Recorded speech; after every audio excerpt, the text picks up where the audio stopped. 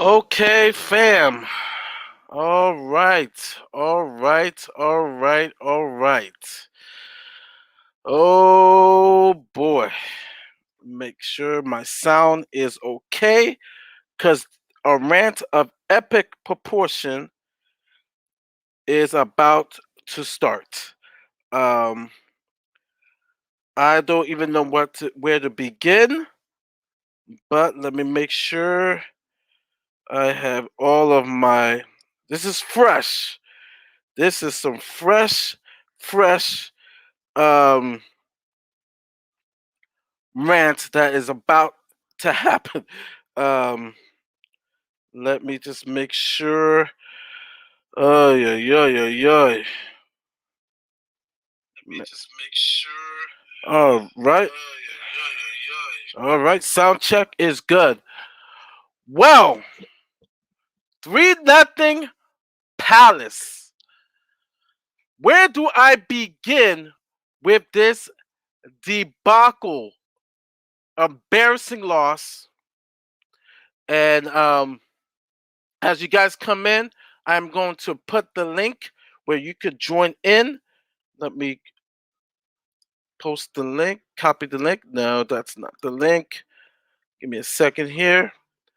So you guys could come on and have your say. Got two people already here to come on and have your say. Just hi, Mr. K. Mr. K, if you want to join in, the link is in the chat. Scott, let me start by saying the game was lost when the lineup came out. The game was lost when the lineup came out. Three holding midfielders to start.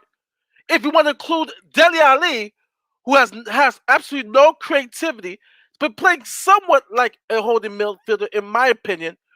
Four, four CMs, four holding mids who cannot create at all. The game was lost when the lineup came up.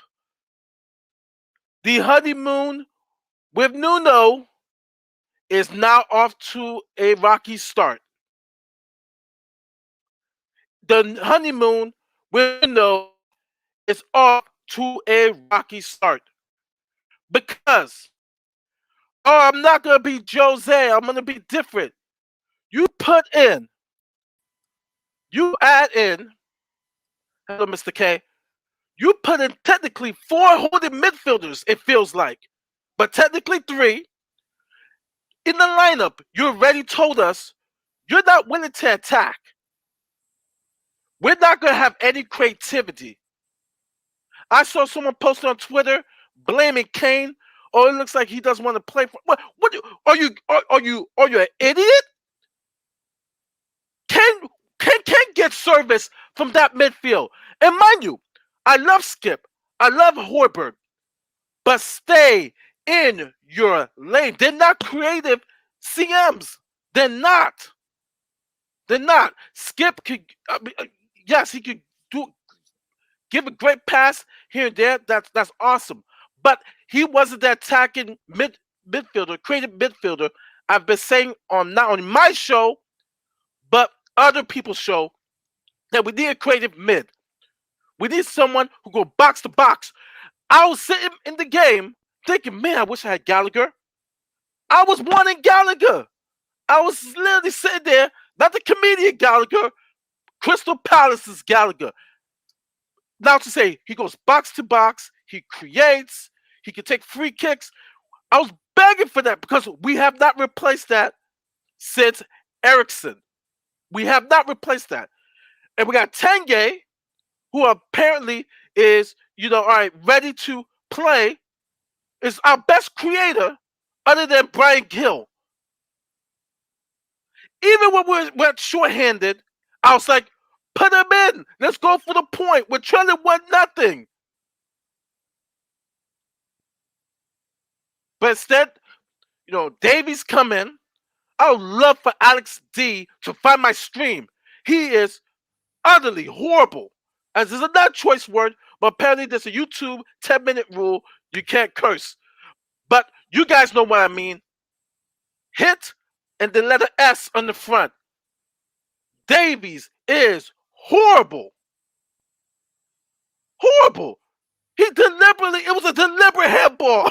It was so bad. It wasn't like, you know, Eric Dyer, dumb. It wasn't that deliberate. His was basically close as deliberate in my eyes. But going back, the game was lost. It was lost when that lineup came up.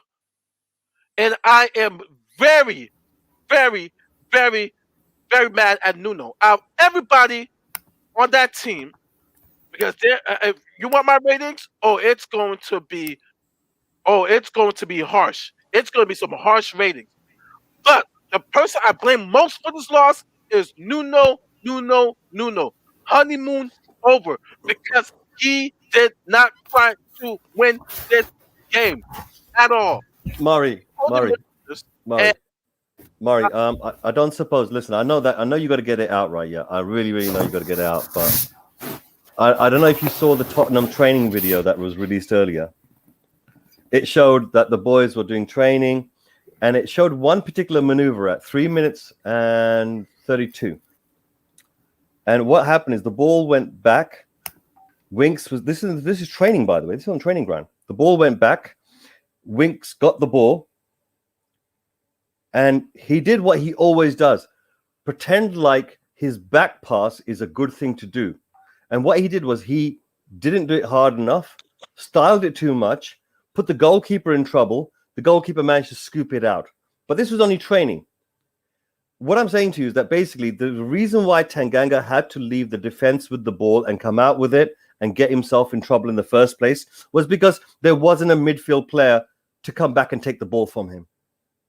They weren't putting themselves in a position to get the ball. They put themselves in a hard position where next man has to suddenly get the ball around someone to get the ball to where it is. Now, if you've got that type of hole or missing void in your midfield, and no one seems to notice, Mr. Never put a foot wrong, always putting other people in trouble. When you've got that type of person on the pitch, you already started off the wrong way. So when you say the team sheet showed you that this was already wrong, you're 100% correct. But here's the dilemma. We've had a number of different managers, and they've all played Winks. Now, I'm not singling the poor boy out and saying that it's all his fault.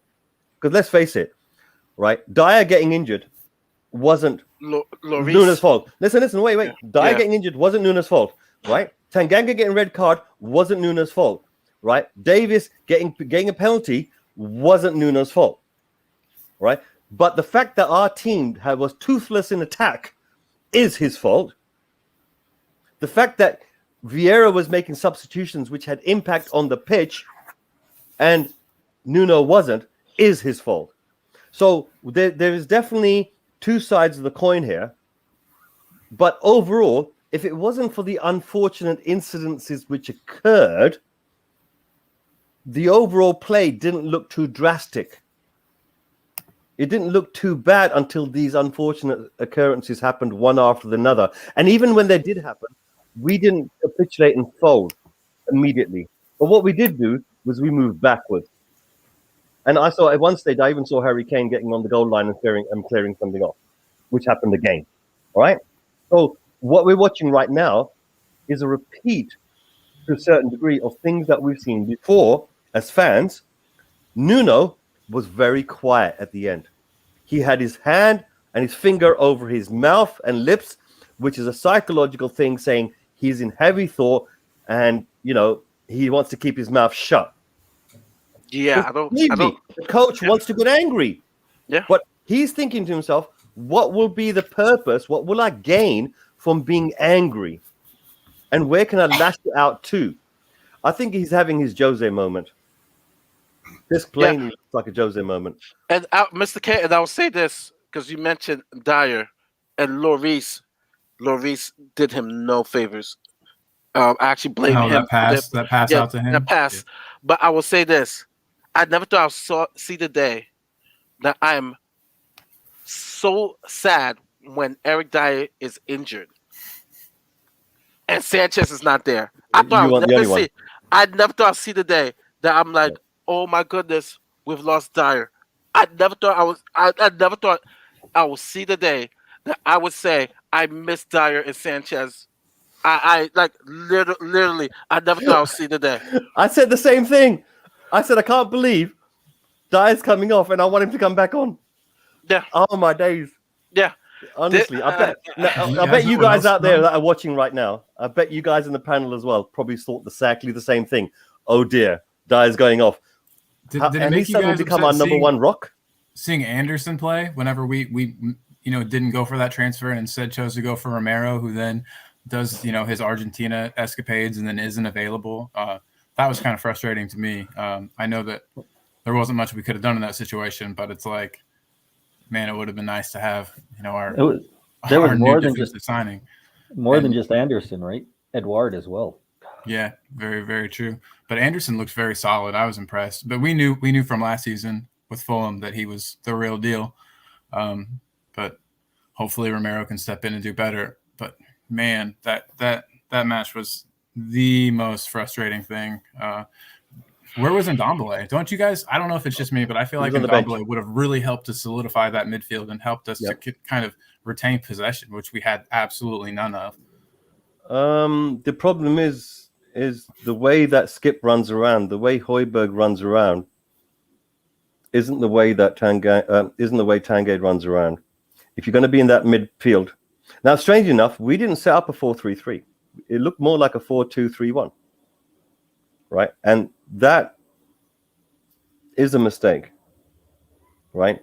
He went for a slightly more aggressive lineup, but it didn't work because you stuck Winks in the midfield. Like you was Winks one of I was kind of confused about the formation. Even was Winks playing as almost like a winger?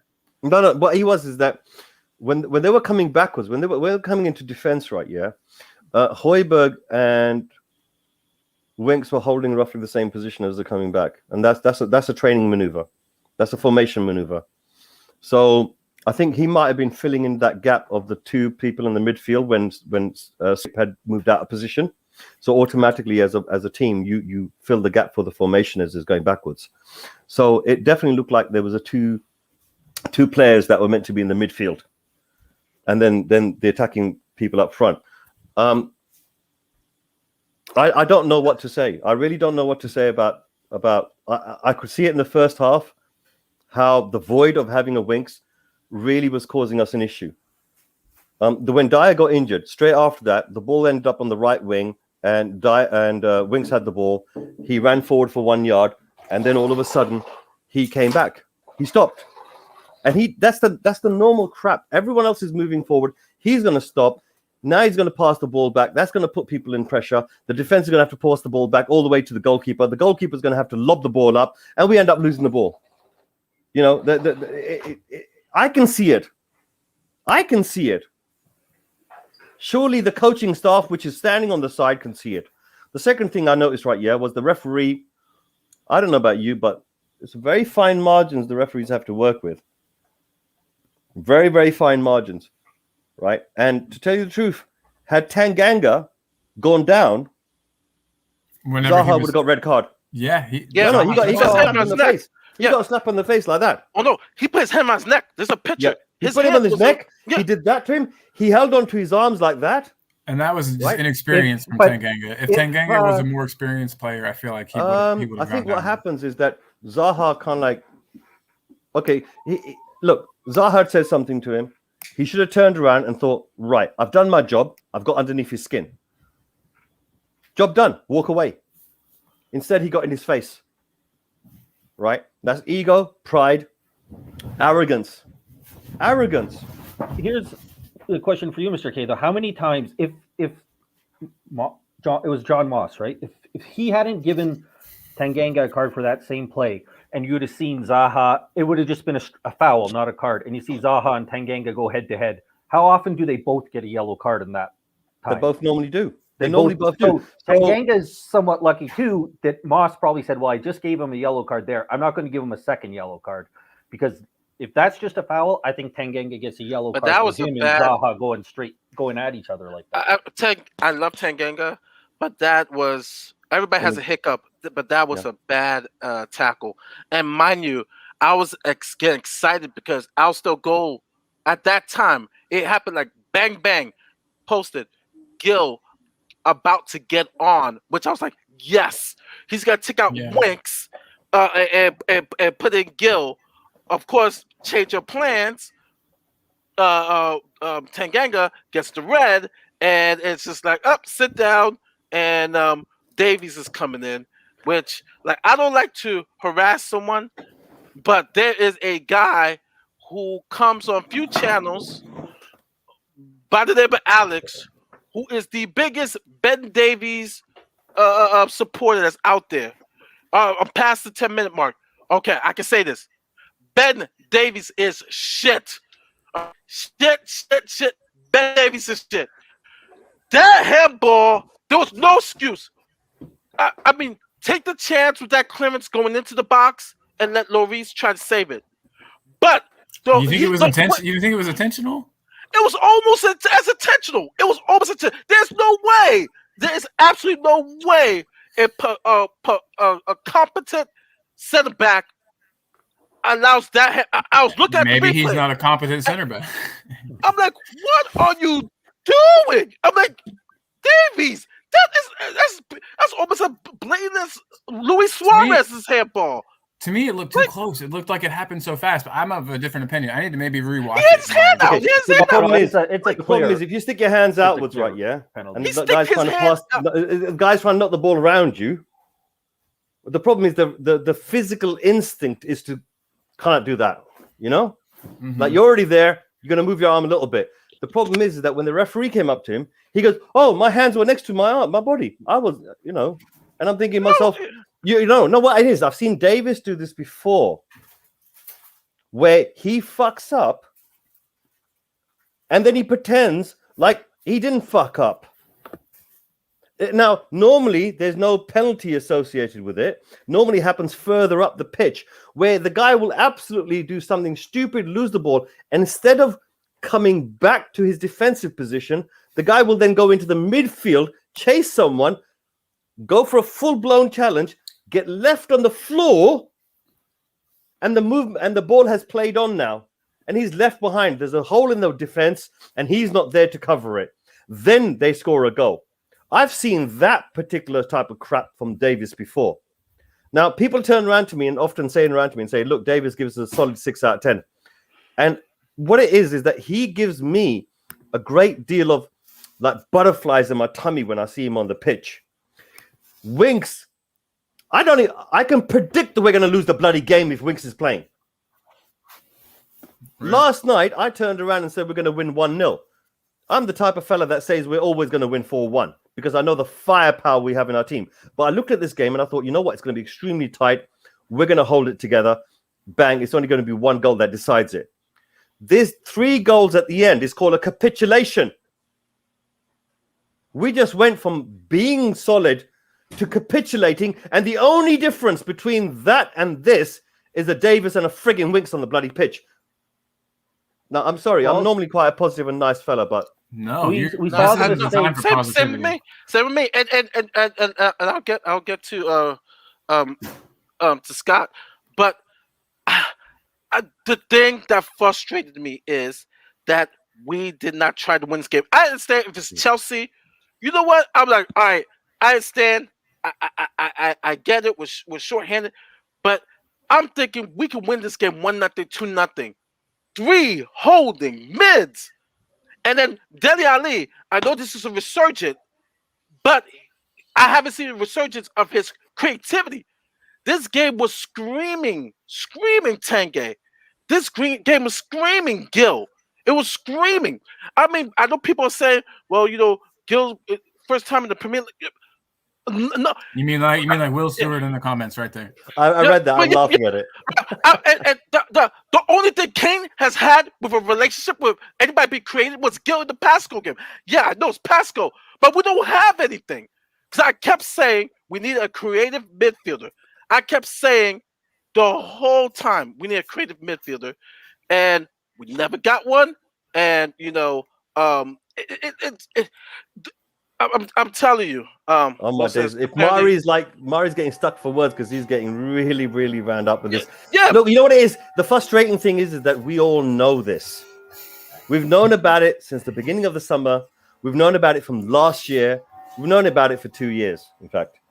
Right? We know who the players are that we need to get rid of from our team. Fair enough. It's not possible to get all of them out in one window. I understand that. To get 2 or 3 out, which I think is fantastic, right? It's good. It's a good start.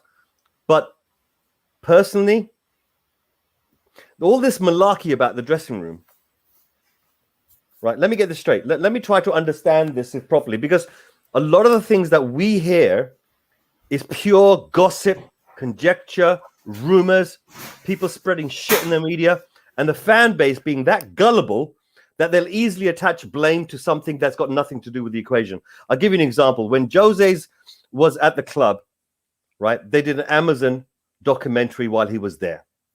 Okay? And one of the first things he asked was, what's the dressing room like? What are the players that are the characters within it? Who is what? Who's the aggressive? Who's the wimp? Who's the leaders? Who's this? And the first word that came up was Sissoko is a leader in the dressing room. What does that mean, to be a leader in the dressing room? It means that if it's someone's birthday, someone cares enough about you to organize something. It means that if you're not feeling like you're part of the team, then someone's going to come along and put their arm around you. If you're feeling nostalgic about your home, then this guy is going to take you out and about and make you have fun, and you're going to forget that you're not at home. That's leadership qualities. Now, if it's found out that this guy has got leadership qualities, how did he go within 12 months to being the bad guy? Where did we get the facts from? Where did we get? If people are hating on Aurea and the word is that he can leave, and he turns around and says, yeah, you know what, I'm ready for a new adventure. Instead of taking the first 2 phrases, we only listen to the last phrase, then yeah, he looks like a turncoat. But when he's on the pitch, have you ever seen him not go into a challenge? If anything, he does the opposite. He goes into one and gets us a red card. But my point is, when Sissoko's on the pitch, does he ever pull out of a challenge? No. He may not do the right challenge. He may be in the wrong place at the wrong time. But the point is, he gives it something when he's on the pitch.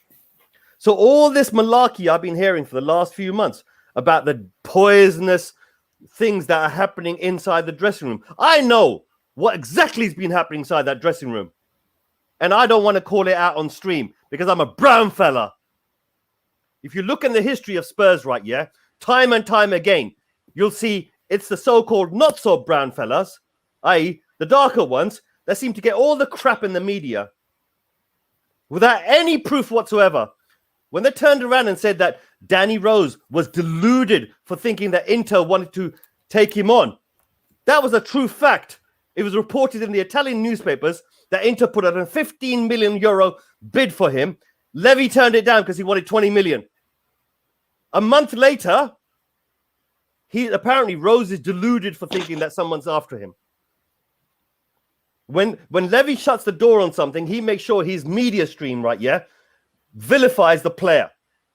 Yeah, along with Chris Cowlin and crew like that. They're the people that put words into the hearts of our fans to give them crap about that. If they got rid of Winks and friggin' Davis and kept friggin' Aurea and Sissoko, I would have been a darn sight friggin' happier. But they painted the picture all summer that these people are the treacherous snakes in our club. That's not true. And I want anyone out there who thinks that's true to come on here and tell me about it. I'm fed up of it. I'm not listening to any more crap. I'm not going to be friggin' Mr. Nice Guy no more. I see what I see, but I keep it to myself a lot of the times. I actually never looked at it that way. Trust me, I've researched it. Yeah. Under Three Wise Men, right? Yeah, I looked into every little thing that Levy done, right? Yeah, to find out what's been going on. And the biggest thing I found was the fan base, how it's being manipulated. But I kept it to myself a lot of the times because every time I mention it, there's a whole bunch of people. Oh, you should be grateful the club we got. Oh, look, this now secured. Oh, this and that and the other. And Levy the shun signs out of his fucking ass. Every time someone speaks, right, yeah, they're speaking from a position of absolutely zero knowledge. Zero knowledge. Right? Well, they got no facts. All they've I'm got is glad you're bringing hearsay. this up, man. They get okay, like a classic one. The classic one. We cannot buy a player until we sell one. You guys still believe that shit? You can't add 2 and 2 to make 4. Oh no, I've been contesting that point. Yeah, but that's the basis. That's the yeah. foundation. That's 1, 2, 3, and 4. There's 4 different arguments that are given every friggin' year. And we're told to shut up, be quiet, be grateful, not stir the boat. We look like idiots. What happened before Kane got him plastered in the media? Who did that to him? The media? No, it was us. The fans were already on his case before he even announced he wasn't even turning up to the bloody training ground. They were blasting him on Saturday and Sunday. How did that happen? How can Spurs fans on a Saturday and Sunday, before Kane even showed up for a training practice, suddenly start filling Twitter with shade on Kane? How did that happen? It's all set up, choreographed, and the fan base are so gullible that they sing to the frigging choir. They're scared. That's what we are. And our scaredness goes onto the pitch. That's why we've been shit in the last few years. That's what Spursy is. We're the 12th man. We're supposed to be the iron rib. Unbreakable. Excellent. Instead, excellent point. And that was the rant that I've never thought about. You just opened Pandora's box on that one. I will say this. I want to answer Will's question if he's still there. That my philosophy is, if you're on that bench, if you're named, if you're fit, you're fit to play. Ricky, please come back. Definitely, Ricky, come back. Ricky Villa. I think you heard me. Yeah, Mr. I'm sorry, audience. Honestly, there's a connection. It's a connection, probably connection thing. I'm gonna add him on. He's back. But no. Yeah. If you're fit, your name on the team, you're fit to play. You are absolutely fit to play. So I'm not buying that. Okay, he's not. Is he fit to play? If Nuno named you, because then he could name now John, and like I said, with the whole point with Brian Hill, the best service I've seen Kane had in a while has been from Brian Gill. In a game like this, you play Brian Gill. You play Brian Gill because you don't have any other options. You don't have any options. You don't have the Manchester United that goes 3 deep, City 3 deep, Liverpool 3 deep in regards to the roster. So in a game like this, you play Brian Gill, And when I look at that lineup, I already assume we're going for a 1-0 victory. But then here's the problem: we don't have creativity. We don't even have Sonny there. We have Dele Ali, who is not known to be the great creator. All right, let me get Scott and Ricky. This is the first time he's on their opinions. Scott, I've done a lot of talk. There's more I want to say. I haven't even got close to it. But I'm just saying the point that we lost this game when the lineup was announced. Go ahead, Scott. Marty, I've stolen your thunder there. Oh, no problem. Yeah, No, I understand. Time to be angry.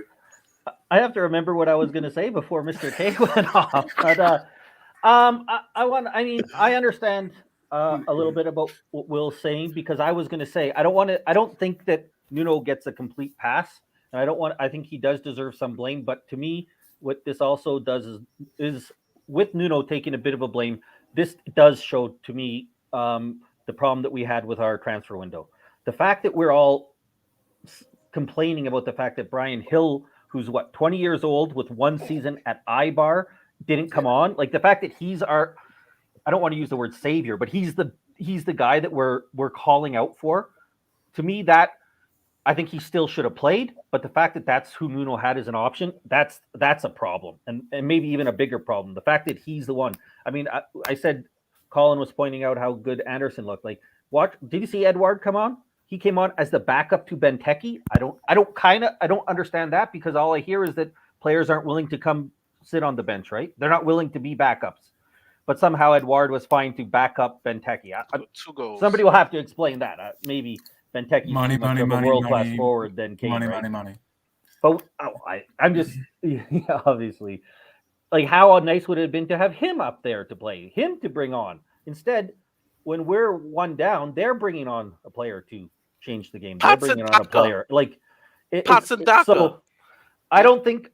I mean, I don't think that means that Nuno got it right. I think the lineup was terrible. I think if we had seen more creativity out of the team in the first 3 games, I might be more willing to put the blame on the injuries. But to me, what we saw was a team that had gotten by. I'm not going to say fully on luck, but had got maybe. I don't really. I'm not sure about that. No, I mean Gil was getting ready. Past, but Gil was getting ready to come on when Tanguy get the red. Yeah. Look, one of them would have definitely have come on. Guaranteed, one of them definitely would have come on. But the problem is that when you've got yourself an injury like that for a defensive player, especially a central defender, normally the central pairing of defense, they last 90 minutes, 100 minutes, 120 minutes easily. You don't normally have to sub them at all unless they're having an absolute mirror of a game. This time it was an injury, so he had to come off. Then on top of that, you lose one with a red card. So that's 2 positions gone straight away. So that limits the impact that you can have with your substitutions. Now, the second problem is what do you actually have on the bench? You know, like Mari said, you're gonna rely upon a youngster to come along and then suddenly save your team. Sorry, Ricky, you were saying Davis. Got Davis on the bench. It's all good, mate. I don't know what it is. I personally, right, yeah, I couldn't decide which one of them I disliked more. And listening to other people, they convinced me that Winks was the one to get rid of because we had plenty of midfield players and Davis was a utility-based player. We could use him in the central defense. We could use him in the left wing. You know, he could be that type of player. But the problem is that when you bring on these type of people and they present themselves a liability to the system of play that you've got, then it's better not to have them. It's better to have a football cone in the pitch. There's more consistency with the football cone than there is with the actual player himself. Because if you put say for example, you've got a formation 4-3-3, but you stick the most useless person you can possibly imagine in the middle of the midfield. That's me. Right? That becomes a bigger liability than having one player missing. If you have one player missing, say sent off a red card, the rest of the team knows this and they play accordingly. But when you think there's a player there, then you're playing in formation. And if you're playing formation, that's exploitable. If you don't have the right people in the midfield, what on earth is a central defender doing in the midfield in the first place? Why is he even there? Why does he have the need and necessity to come out? Now, that could be a lack of experience on Tanganga's side. He just turned around and said, sod this, I'm sending the ball back to the goalkeeper. Right? That's ego, arrogance, pride, whatever it is. It's a whole combination of things. And I think that what happens is this. This is what I've seen in Spurs team, right, yeah? And I think where the fan base have been getting slightly wrong, right, yeah, in their analysis of who's making what mistakes. If you are a player and you care about the football pitch and you care about the team, you'll pull yourself out of your position to go and intercept something that you can see that no one else can see or no one else is responding to. And that's going to put you in trouble later. Because if you got the right team behind you, then they'll back you up when you do it. But when you don't have the right team behind you, they'll stay where they are and you look like an idiot. So the number of times I used to see Sissoko being pulled out of position, Ori being pulled out of position, and their position not used to be filled in. And people like Cavani used to come running through where Ori hasn't there and ploughing a goal. Or they used to come through the midfield when Sissoko's been pulled out. These are deliberate strategies that the opposition used, especially Man United. They exploited us badly on this. And what happened to the fan base? The fan base was saying, oh, no, it's Ori's fault. Oh, no, it's Sissoko. No, it's the rest of the players not backing them up when they do go forward to do things like that. Sissoko is tasked so much with helping out on the right side and on the defensive side of things, too. Yeah.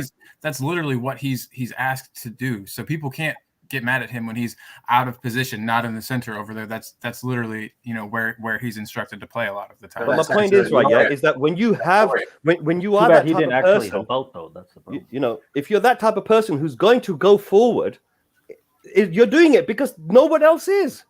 Right. You're in the heat of battle. You make a decision in a split second. You don't have time to think about it. You got to act on instincts. Now, the instincts I've seen Wink show and the instincts that I've seen Davis show.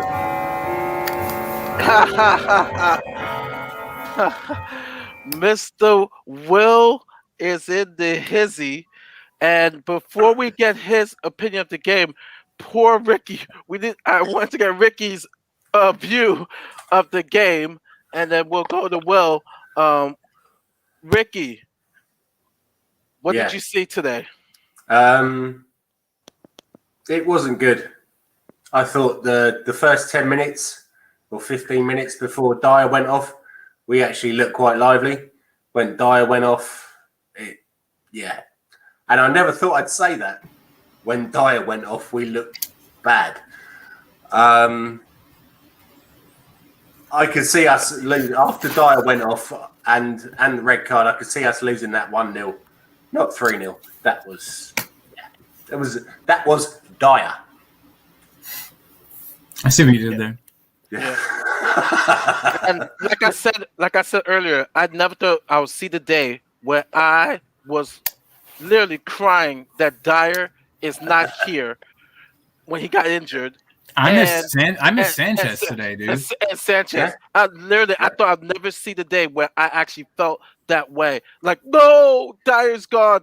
Let me throw it out to Will. To be honest, if Lo Celso had been there as well, he would have done a better job than Winks. Yeah, we just didn't retain the ball in the middle of the park at all for shit. And so, I mean, that was a huge problem. We couldn't retain possession. We only had one shot, 0 shots on target in the first, maybe 0 shots at all in the first half. I know 0 shots on target. It was bad. Yeah, it was. It was very poor. But onwards and upwards. Absolutely. Yeah, And this maybe brings everybody back down closer to reality. Like we had, exactly. I think the first 3 games kind of had us not delusional, but we were not seeing things for what they were. I think the wins papered over some cracks, like other people were saying. And sorry to interrupt you, Mr. Will. That's right. We got Will, and then we got Shannon in the house. We'll go to Will. We'll go through the order. We'll go to Will, and then we'll go to Shan. Will, give us a different perspective, or if it's the same perspective coming into the Crystal Palace game. Yeah, so Mr. Negative here is here to be positive. What? Or maybe not necessarily positive, but I guess you could say I just call it realistic. I don't call it negative or positive. I just call it realistic, right? We didn't have 5 players, right? 5 players were out.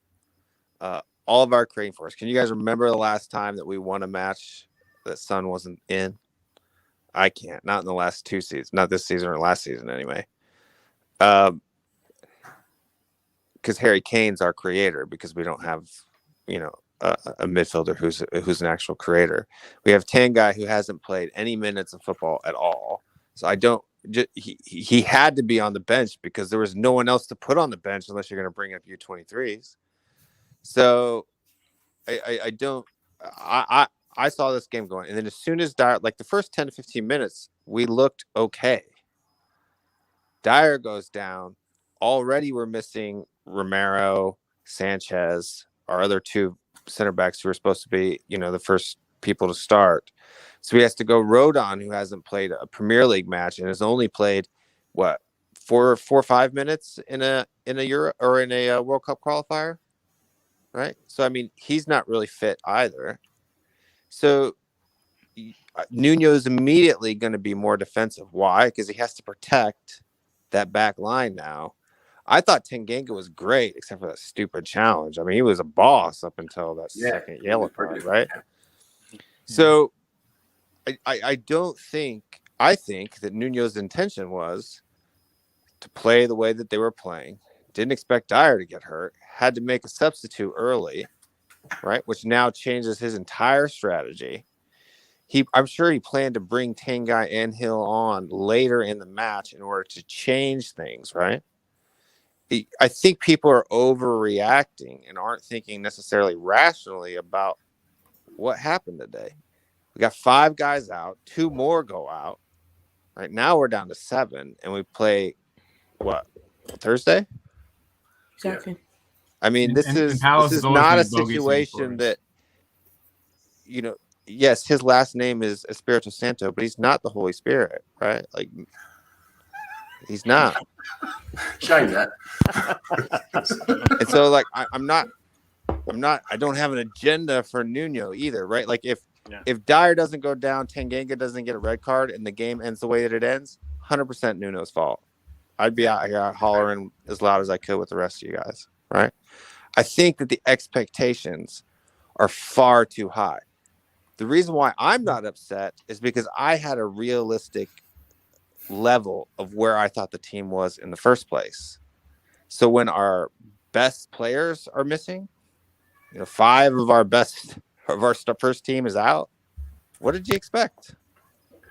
Well, to be honest, I predicted a 1-0 loss. Oh my days, you're right. You know that, Ricky. I was saying that to Eugene earlier. I was saying Ricky was the only one to say 1-0 against. But you know what it is? I tell you the truth, right? Yeah, Will's got enough point there. I think I'm more disappointed with the fact that I switched Tanganga for Zaha in my fantasy league. The wrong time. Yeah. Wow. How's everybody, guys? And we'll go to Shan. And no, I totally understand your point. Well, it's just that for me, and there's a part of the fan base that like to see an attack. And I know someone on Twitter posted, I won't say the person's name, that Harry Kane was horrible during the game, horrible in the first half. And I'm just like in the England team, he didn't get any service. There's no creativity. And when I saw that it was Winks, Højbjerg, and Skip, and mind you, I love Skip, I love Højbjerg, but creativity is not their MO. And so I knew that we were going to struggle to have opportunities to score. At best, we're going to be a counter, which basically the first 3 games, basically we were.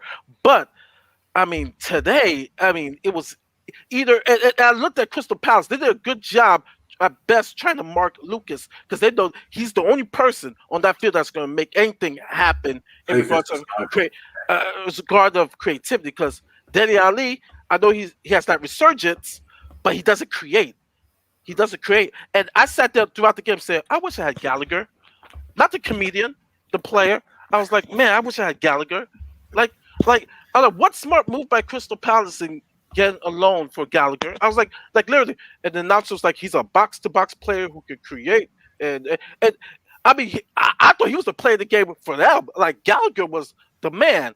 So, but I understand. I understand your point. I mean, we had the injuries, but I still felt like this was a game that we should have been better. Chelsea was now. Sure. Because Tanganga's not going to play. Exactly. But I'll throw the supposedly the South Americans are going to be back like the day before that match. To be honest, Palace always care more about us than we care about them. I'm hearing conflicting about Romero being available for. I know Sanchez will be available for the Chelsea game. Yeah, but do you think they'll play? Because it will be exactly back. They haven't trained. They've been training in Croatia apparently. Oh, they're being trained in Croatia. Didn't Mari say that? Shan. Shan. Yeah, I'm gonna go to Shan. Yeah. Sorry. Shan, and we got Tommy in the house. We'll go to Shan. This is good. We'll get a variety of opinions. Shan, what did you think of the game? You did the watch along. Yeah, I mean, it's a really difficult one because I think that injury to Dyer, I thought we were decent in the first 10 minutes and then we were shit after that. To put it bluntly, we were good for the first 10 minutes. Dyer got injured. We seemed to lose all of our confidence and then it just went downhill. Then I thought we were doing okay defensively. Crystal Palace weren't really, they had a lot of the ball but they weren't really doing anything with it. Yeah. And then Tanganga, I know he doesn't relieve himself and stuff, but Jesus Christ, how much testosterone do you need? Zaha that's what he does. He gets in, he winds players up and gets some yellow cards, gets them sent off, and he fell for the bait. Yeah. He should not. He also grabbed Tanganga around the neck. Yeah, I'm sure I saw a picture. I saw. earlier, I so saw. it's So Tanganga But held him those still with his images are arms. hard to. Just don't put your neck in for his hands to grab. Why are you putting Yeah. your face in his face for? You've done the damage. You've irritated Saha. You've taken him down. Walk And then off stop You're gonna play get and so laugh. Lucas walk can get away. treated. Walk away. Walk away and Yeah. laugh. It'll wind him up more. And you than won't He get won yellow that battle card. as well. And He you won wouldn't that get a battle yellow as card. well. Yeah. Because Zaha kept coming back. Zaha kept coming back. But Tanganga looked calm. I thought, oh, he's the calmer of the two. And then he does that. That silly challenge 5 minutes later. I felt we got one over on Zaha then. He probably should have got sent off because he put his head in Zaha's face after. He sort of got away with it. He looked fantastic, Tanganga. Our best defender and certainly our best centre-back. And then he goes and does that. Ridiculous, absolutely ridiculous. I mean, when it comes to those type of players, yeah, you lost his temper, but you just, when you're in that situation, just walk away, take a deep breath, and come back. He's just Cool got so much down. testosterone pumping through him. He's like, and we've said this. I feel like he's had a yellow card in every game he's played. We're complaining about Emerson having being signed with a dodgy record Romero. for that. And Romero. Romero. Tanganga has been booked in every single game he's played, and I think Well, yeah. Even though we lost the game, I'd like to see did that. we see some aggression from our team though, which we kind of really did appreciate a little bit? I think we were defensive solidly until we were. That didn't make any sense. We were solid defensively until Tanganga got sent off, and then Ben Davies. What the actual fuck? Sorry, Dan. No, What- it's fine. It's fine. What Let it get the? What the? What? I have honestly no words for that man. Like I always say, he's Mr. Reliable. He was the most unreliable person on that pitch today. He was absolutely shocking. But I think aside from that, even before Tanganga got sent off, we were playing far too narrow. We had no width. Reggie and Emerson were trying to get wide, trying to get forward, and the midfield weren't passing the ball to them. So they were trying to make things happen, trying to stretch the game, but we were just passing it around in midfield. We had no width, and because Palace were getting 11 behind the ball when we were in possession, they had nowhere to go with it because they weren't using the wide spaces. We couldn't pick pockets because we weren't using the width of the pitch. We were far too narrow. We were lackluster. I can't know one decent counter-attack. Lucas had a couple of flashes, but it ultimately led to nothing because he was running into 6 players. It was, I mean, yes, we need to have hindsight. As Will said, we've got a lot of players out. But why on earth, even when we went 1-0 down and we're down to 10 men, why aren't we making an offensive change? Why aren't we bringing Brian Hill on? We're 1-0 down. We're not playing for a draw anymore. We're 1-0 down. We need to try and get something. Yeah. Bring on Brian Hill. What's the worst that's going to happen? We're going to concede a second, which we did anyway. So why didn't we use that third sub? I really don't understand it. It's the worst game of football I've Look, seen. I'll tell you the Spurs truth. in a What's going to long happen, time. right? Yeah, look, Davis, right? Yeah, so look over you here. always Bryson ask ran these straight questions. and said that 2 of the 3 goals, right? Yeah, he's blatantly it's his fault. But Yeah. here's what's going to be on the back of the newspapers: Tanganga. Yeah. It's going to be Well, simple Ben as that. Davis. I mean, Ben Rodon Davis is not a gonna centre get a back. pass, Ben but Davis he is not a was- centre back. Yes, he Ben is. Davis is not a centre back. Centre back for Not Wales. in a He is. two. He can play in a on the free. left of a free. In but a he's free, not a it's centre very back. different. It's very Davies and different. Rodon made the That kind was of a mistakes bad we thought handball. Dyer and Sanchez would make. And I know I'm not going to harp on Rodon too much, but he was not great. And I think he's going to get a bit of a pass. And it might have been because the third goal didn't really matter. But what he was doing, leaving Edouard wide open to run over and do nothing, I have no idea what he was doing there. Like I said, it's the third goal, so he'll get a pass. But Rodon was not very good in my view either.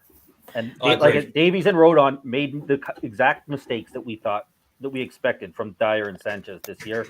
And maybe it's lucky that there are 4th or 5th center I don't back think options Rodon now, did but anything wrong. Well, yeah. Rodon- Oh, it he was- was- he was yeah. terrible at that third goal. I He just think ran Rodon- away I from think- Edouard for no reason. And then I agree. earlier in the game, Benteke had a chance. I think it ended up Regulon. I mean, he took a terrible shot, and Rodon blocked it into, or Regulon blocked it into Rodon, but Benteke just stood there, and Rodon was standing right behind him, watching him. He did nothing to stop him. He makes Well, loads well, of blocks, Rodon. He makes loads of blocks, and it looks fantastic. Rodon making loads of blocks, but they're blocks at the end of the day. If you have to make blocks, then your position is not right in the first place. So it's wonderful making blocks. But look, Rodon done all right. You know, he had a few moments, but he doesn't come away with this I would with say his head this. held high. No way. I'll say this, and we'll go to Dan, and then we'll go to Tommy. I honestly think for the situation, the defense. I'm more mad at the midfield than the defense because even Reguilon made that wonderful save at the goal line. Wonderful header. Yeah. Emerson for his first game, he was okay. He wasn't spectacular. He wasn't that bad. But like I said, Dyer going down, Tanguay losing his not Tanguay Jaffet losing his head, is what now the defense is getting blamed for. But the link up between the defense and the midfield, from then the midfield to the attack, it's a hemorrhaging problem that preseason I was really worried about. Will Nils, because we were going back and forth about proper CAM creative midfielder. I was like, we need that, or a right winger. We were going back and forth about that, and it is now glaring now because we don't have Son, and a couple of players. But even if we had them, the first 3 games, if you ask me who is our creator in the midfield, I will tell you we don't have it. We don't have it. So let's it's go Harry to Dan. Kane. Is what it should, it's who it's supposed to be. Yeah, and the thing is, are we content with that? Because all the good teams, their strikers, are not called to do that. Where in this case, No, Harry Kane is Liverpool. called. If you're playing Well, a 4-3-3 Firmino. system like Well, yeah. Liverpool, Yeah, Firmino kind of does that, but it's just I feel that we're at our best when we have that creative mid and Murray. Ericsson. Murray, Brian Daigle's not here right now. He's going to be appearing on some other channel right now, but he did send me a recording. I was wondering if I could play it to everyone. Yeah, And it's got to do with finding out the roots of problems, what causes the initial problem that we're not aware of, but we only see the effect of it. When we see the football match, we see the effect of a problem that has been created by someone else. But this is Brian Daigle letting us know his feelings regarding this. We hate leaving, Daniel Levy. I just don't think you understand. He's a parasite, always talking shite. We hate Daniel Levy. Oh, what a night. Watching Tottenham on a Thursday night. Got no depth because our chairman's tight. What a feeling, what a night. Levy out. I'm about to go mad on We Are Tottenham TV. Exclusive. You've heard it here first, boys. Yeah, we heard it. He definitely should give up his day job. Dan, the thing is, we're talking about like creativity in the midfield, though. That game, I don't understand why at half time Nuno didn't look at it and think Ndombele could do a job here. Ndombele has vision; he can pick a pass, he can carry the ball forward, and he could have connected the midfield with that front three. Why didn't he bring Ndombele on? Yeah. I And understand I think Winks. there's got to be I a lot understand. behind the scenes we don't know. I understand why Winks started the game because of Ndombele's attitude. But when you've got a player sitting there who it's glaringly obvious they can change a game. Similar to why didn't they bring Hill on when we went 1-0 down and we were down he was to 10 going to men? come on though. But he didn't. What if he's got an Alex, attitude problem? If he's got an attitude problem in Ndombele, why even put him on the bench? Why would you put Yeah. him We on don't the have bench? anyone else to play. No, Who but else are I'm you going saying. to put on the bench? well, The thing is, he didn't put him on the bench before though either. No. Because before we had more. Well, for me, I just compare it to how Gareth Southgate doesn't play Jack Grealish. Jack Grealish is a really creative player, and then Gareth Southgate doesn't play it because something behind the scenes that we don't know. That's the same thing that's going on with Ndombele. There's something going on behind the scenes that we don't know. However, even if there's something going on behind the scenes, bad mindset in Ndombele would do better than a Harry Winks. Winks. That's what I was about to say that. Harry Winks just passes he brings nothing to the team. Absolutely nothing. But what did Skip do? What did Skip do today? Tell me what I Skip done today. I agree with you. I Skip. don't think Winks played badly. I don't think Winks actually moved into the midfield. He actually moved He into actually centre mid. played better. He actually played better than Skip. I actually think Winks actually played better. Without than Skip. shadow of a doubt. Without And- shadow of a and there doubt. was one play where I saw Harry Winks drift into and put in a good cross. I remember that one, like in the first 10 minutes. In the first 10 minutes, he played a good cross. And he did a good job of that play. But that was like one play. He wasn't bad, but he's like so like average.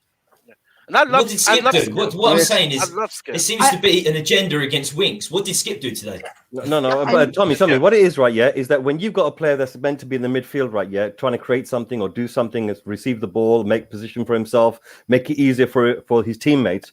What Winks doesn't do, he doesn't make it easier, which means that everyone else has to step up, do more, get themselves in trouble, put themselves in places they shouldn't be, make rash tackles.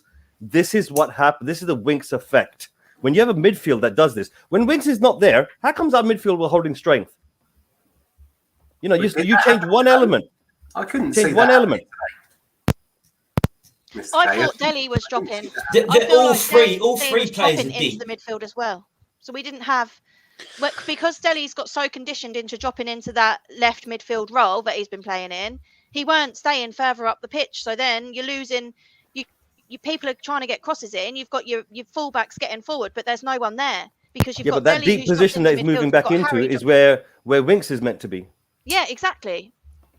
I They're felt all like deep. They're all deep like centre midfielders. They're all deep centre midfielders. Winks is not a number 10. You can't expect him to push into the Well, number 10 everybody's role. been. Well, hold on. Everybody's been calling for Winks to play higher up the pitch. He'll do better higher up the pitch. He'll do better higher I up the haven't. pitch. You can't play there. I've I never think seen that's that. where he started. Who's That's what everyone? everybody's been saying. Attacking midfielder in the I don't know who everyone is, Will, but I haven't heard it. I want him to play watch further all up the these pitch. shows Let me again. just I wanted to compare- hear people saying I wanted to move so far up the pitch that he's literally in the stands watching. That's how far forward I wanted to go. But look, Right at the back what I of want to do is, I thought Emerson was supposed to be an attacking right back because I saw zero attack. Tanganga is a better right back than Emerson is. I saw the first maybe 10 minutes. I was like, oh, okay, I see a little something there. But He was going I mean, into one-on-ones and playing the ball straight back. Well, you can't beat a man. Can't beat a guy on a dribble if you're from Brazil. Apparently, dribbling is meant to be a strong point. But Yeah. there was Apparently one not. movement I saw him do where he headed the ball forward towards Kane, a bit too far forward. Well, I'm gonna compare real quick the stats of Oliver Skip to Harry Winks real quick from today's performance. So Harry Winks attempted one dribble, he came out successful once. Oliver Skip attempted two dribbles, came successful once. Oliver Skip went in for 6 ground duels and 1 3. Harry Winks went in for 3 ground duels and 1 2. Oliver Skip went into 2 aerial duels and 1 1, and Harry Winks didn't even go to an aerial duel. He's not a defensive midfielder. Winks is not a defensive midfielder. He never You has said been. He he was never a will be. defensive midfielder. He's not very tall. Look, either. Kane No, is he's not a a deep- defensive I said he's midfielder. deep. Listen, I said Kane he's is not a deep. defensive midfielder. He's not even a goalie, and yet you see him in that box all You the said time. he's a holding midfielder is what you said, I Tom. said he's a deep centre midfielder. I didn't say he's a defensive centre midfielder. There is a No, difference. what I'm saying is the defensive part of the duties, right? Yeah, is meant to be for everyone. Okay, and the creative part, moving forward and attacking, is the whole team. So you're right, Tommy. I agree with you 100%. You're right. Basically, if the team did not score, the team did not score. We can't single out one individual person for playing, being a ghost and so forth. So what I have an issue with Winks, right, personally myself, is that the way the style that he plays, he puts his teammates in trouble. The way that he passes, he puts people in trouble. The way he does not get engaged, he puts his teammates in trouble. That's the only issue I've got with Winks. Technically, he's gifted enough to be in the Premier League. He's gifted enough. The problem is, it's all got to do with whether he's got any bottle. As Will turned around to us the other night and said it straight, which is basically, if you're playing, I think maybe Scott said it as well, which is basically, if you're playing with your back, then and you don't play with a half turn. No, actually, no, Stelios made that point. If you don't play with a half turn, right, yeah, that means that psychologically you cannot go forward. You're not the type of player that wants to engage physically with anybody. You'll always play with your back, and that's the reason why he always does backward and sideways passes. He has technical gifts. He can put a ball in the sixpence if he has the bottle to do it. I was hoping that Nuno would turn around and have changed him a little bit. I held out hope. And to a certain degree, you could turn around and say that, okay, he played fair enough considering, how he normally is.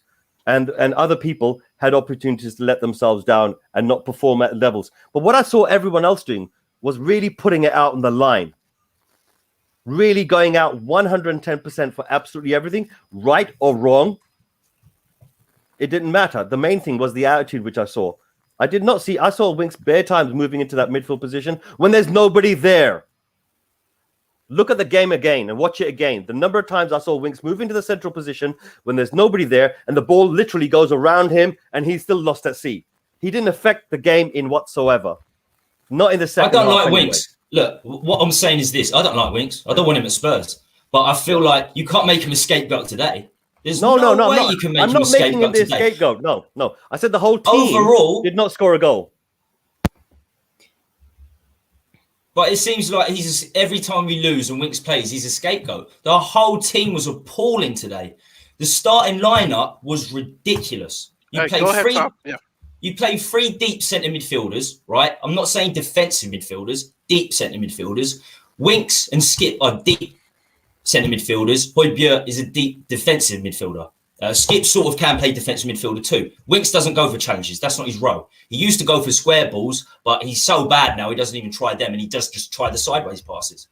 I agree with that. But how can you play three deep centre midfielders and then not play Hill? How can you not play Hill? Where's the width? I agree with what Shannon said. We had to go wide. Crystal Palace's weaknesses are their fullbacks. Tyrell Mitchell left back. Who's the boy? Ward right back. The defense. Mitchell's good. The two new centre backs. They've got a two new centre back partnership. We did not put that defensive line under any pressure. Reggie was making runs up the left. Emerson was making runs up the right. Nobody was finding them because we're playing deep. We're playing three deep midfielders. Where's Hill? Where's Hill? Is the pitch wide? I don't remember him. Sorry, is the pitch that wide in Crystal Palace? I thought the pitch was quite narrow, and that's one of the reasons why people don't like going down to Crystal Palace, because literally they can't create width in the first place. But you don't play three centre midfielders, then you play Ali. Then you play Ali. Fullbacks were running into space out wide down the wings, and no one in the midfield was. You could see Reggie literally stood like this. Come on, I'm in loads of space. Exactly. Pass me the ball, me the ball. no one. Skip. And Emerson on the other side. None of them are finding or trying to create pockets of space at all. We'd get possession and we'd lose it straight away because we were running into 10 men behind the ball, 11 men behind the ball. It was just absolutely disgraceful today. The forward passes were too hard. I mean, I saw the number of times the ball was being like smashed towards Kane at the front, and he was finding it hard to control the ball. It was just too hard. It was too hard. There were opportunities where Reguilon, I mean, literally was like waving his hand. And when they did pass it, the passing was horrible from Skip. That's why I was like, I'm more mad at Skip than Winks, because I expect that from Winks. But from Skip today, it was like he took a day off with his pings, because it was horrible today. And we needed those. We can't expect him to have a great game. He's still young. He's still like learning the trade. That's exactly true. That's exactly true. Let me read you guys why are we talking about Winks in this specific game? Why are we talking about Winks? Skip was poorer, and we're still talking about Winks. This one, guys. I'm sorry. That was me. That was me. I agree. Ran over. Let me read you a stat. Out of the 2 seasons, 87% of Tottenham Hotspur's goals conceded in all competitions have either been individual mistakes and set pieces. Yep. 87% of the goals that we've conceded in the last 2 seasons. Yeah, but that was last season. It was Sanchez and Dyer, wasn't it? Yeah, the thing is, Dyer came off and made an individual impact. If you would have told me last season that Dyer got injured, came off the field, I would have not been mad. But out of all people to make such an impact in the game, Eric Dyer. That's how much our squad depth is. To be fair, though, I think to be fair to Dyer and Sanchez, Nuno has made them better by taking the pressure off of them. They're not having to defend quite as much. We're not sitting in as much of a low block, so they're not being asked to do anywhere near as much as they were under Jose. So that in turn helps them. Also, every time one of them made a mistake, they'd get bollocked and publicly ridiculed for it. That's not going to help with a player's confidence. And I think Dyer and Sanchez are both confidence players. Yeah, they've both barely put a foot wrong this season. So I think like this season I've seen a lot of people say this is a clean slate. We can't judge the team based on what we saw last season, because what we saw last season was just absolutely. We're just in a low. It was awful. Like we were just playing in a low block, absorbing, and there's only so much pressure you can absorb before someone makes a mistake. Højbjerg made a couple of really bad mistakes last season, and he's usually pretty spot on. But that you're asking the players to do too much, then ultimately someone's going to slip up. I think We are getting better this season at defending further up the pitch, but the problem today was we were doing that, but you can't pick a pass to anyone because no one's there because it's too narrow and there's no space. That was 100% one of the biggest problems today, and I think the confidence when Dyer came off, you lack leadership in that team. I think we fielded like the youngest squad out in the Premier League today. You've got a back line where Japhet Tanganga's your most experienced player and he's played 13 Premier League games.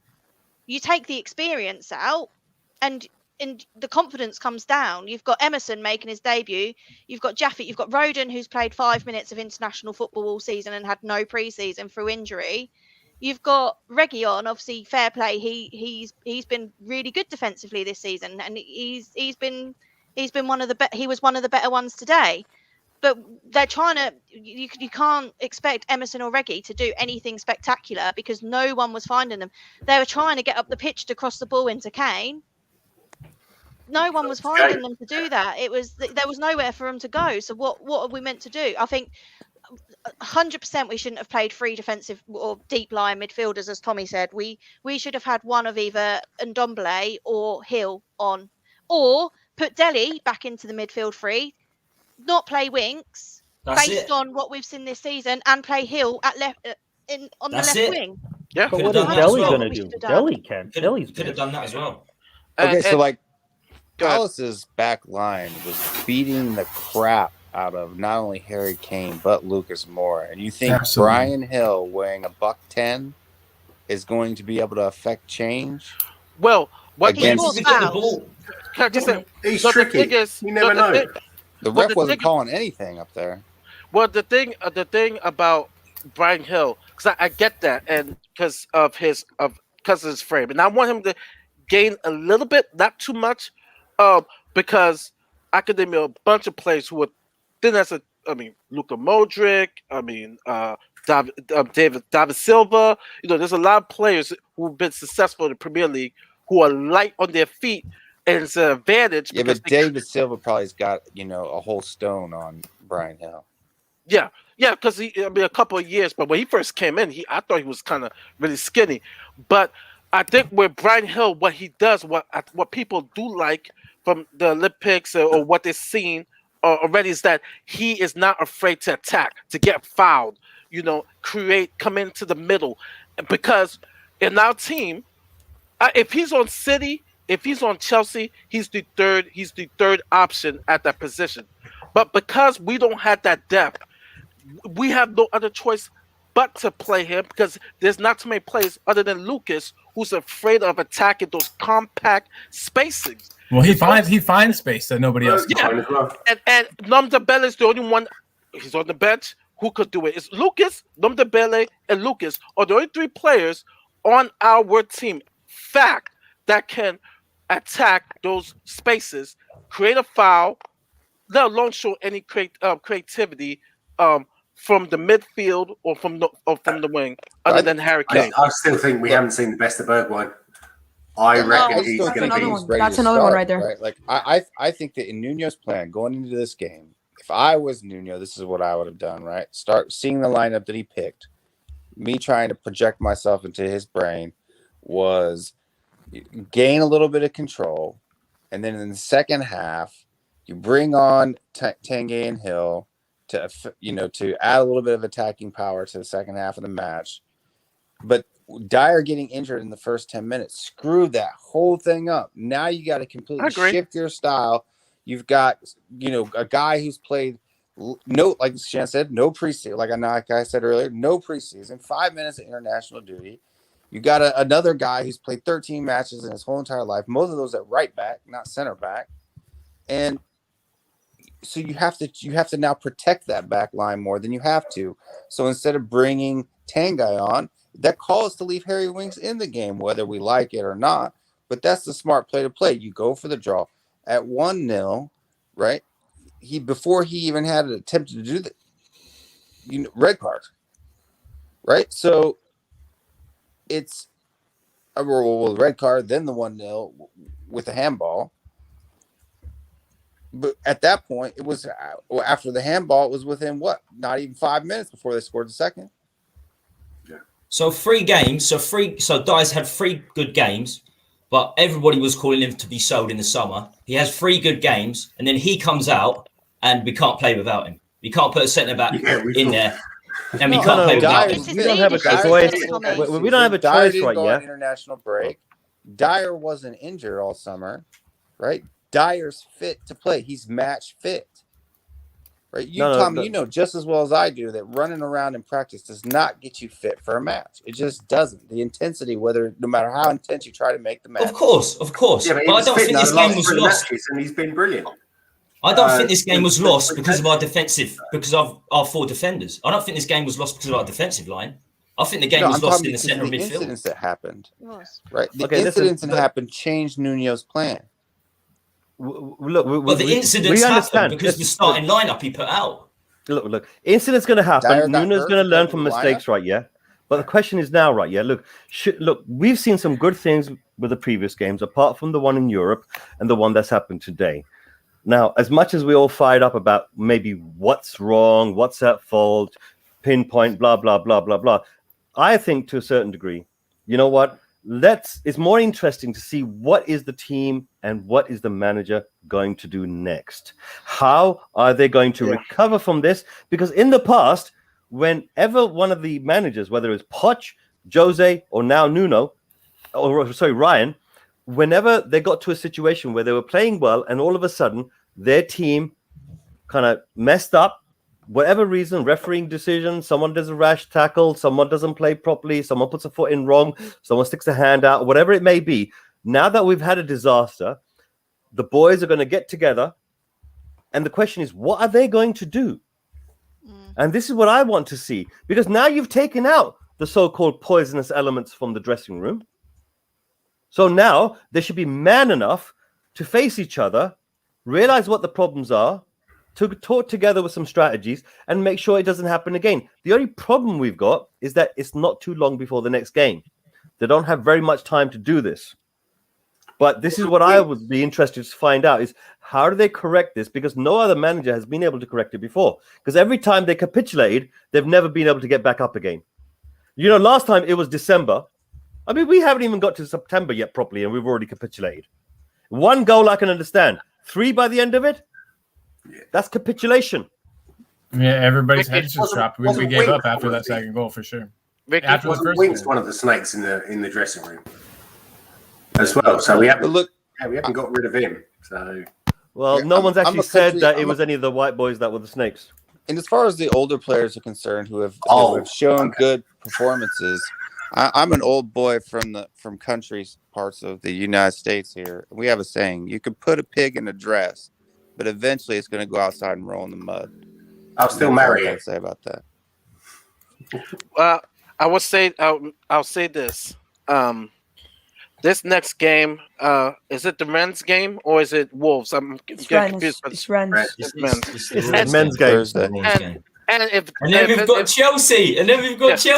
Oh, that's going to be fun. We don't have any of our players. I already announced on Twitter, you can have a ticket if you want, 90% discount. I paid £80 for it. You can have it for a tenner.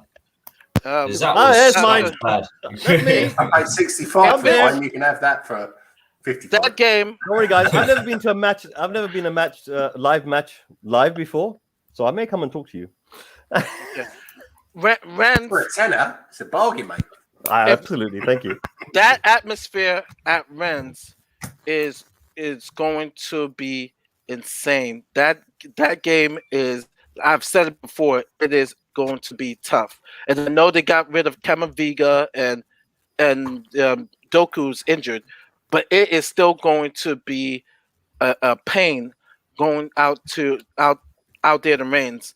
And so my thing is he is going to have to get that selection right, because that selection that he has against Rennes is going to probably be the selection he has against Chelsea. Minus Tanganga is not going to play against Chelsea because of that second yellow card. I would have to see that he plays Tanguy along with Skip and Højbjerg to kind of set that precedent. And if he's going to put Ali in the left, then he's going to have to do that on Thursday, or have it with Lucas, Gill, and Kane, Tanguay with Hoiberg and Skip, because we need someone who could take the ball box to box and challenge Chelsea on next Saturday, next Sunday, or it's gonna be a long game. Are you saying play Skip and Hoiberg on Thursday? I wouldn't have any of our. I first team. don't think No, Skip, especially. I don't he think that's can't going to play happen. with his injury. With his That coming man's back game from is injury. not. It's not easy. That But man's we can. game. I mean, look, I don't want to throw it away, but if we lose that game, we still have. I mean, we'll still qualify in the group. I don't think we can play. You don't want to lose that game. You don't want not lose the game, but if Skip is coming back from an injury, right? He got some sort of injury on the international break. If you're playing him on Thursday and he goes down, then we have nobody to come into the. I think the Premier problem League with game. this is we have to. It's all to do with mentality, and if you want to have elite mentality, you want to go into every game with the attitude that we're going to win it. Well, and I think that's the problem today. We've not set up to win that game. Yeah. And Yeah. if I don't we know if want I to get agree. top 4 and we want to win trophies, we need to set up to win games and to Yeah. take the game on, not to sit back and hope we get a point or think a point's going to be a good result. I don't know if I agree with that. I mean, because this is about man management right now as well. You have a squad that you have to manage, and even great managers like Jose Mourinho would sacrifice a leg. Jurgen Klopp sacrifices legs of group stage competitions in order to best manage the squad, in order to help him succeed wherever he needs to succeed. Right? We're in a dire strait here. I think the only changes that you really see is you probably see, one U23 come into midfield, and then you probably have Hill start out on the left. And that's, I mean, obviously Dyer, but, Rennes don't have probably Camavinga anymore, Rodin-Tanguy though. combination, Emerson Reguilon on the left, or maybe even Doherty comes in. I mean, you never know. There's going to be changes because what happens if somebody else gets injured? Like people, it's not going to happen. There's no way. And look at it. We got like 7 people out of the squad now within a matter of a week. We are thin. We are. We've got really three. We've got 3 players stranded in Colombia or Croatia or somewhere. I don't know. Honestly, they could be in any place in the world, and we don't know. 3 We've got players. Yeah, we've got Davinson Sanchez, we've got Gio Lo Celso, and we've got Romero. 2 defenders, and then we've got a midfielder. We've got a player on a red card. We've got a player injured, Eric Dyer. We've got Son injured, which is one of our best players. And you're telling us that we have a chance against Chelsea.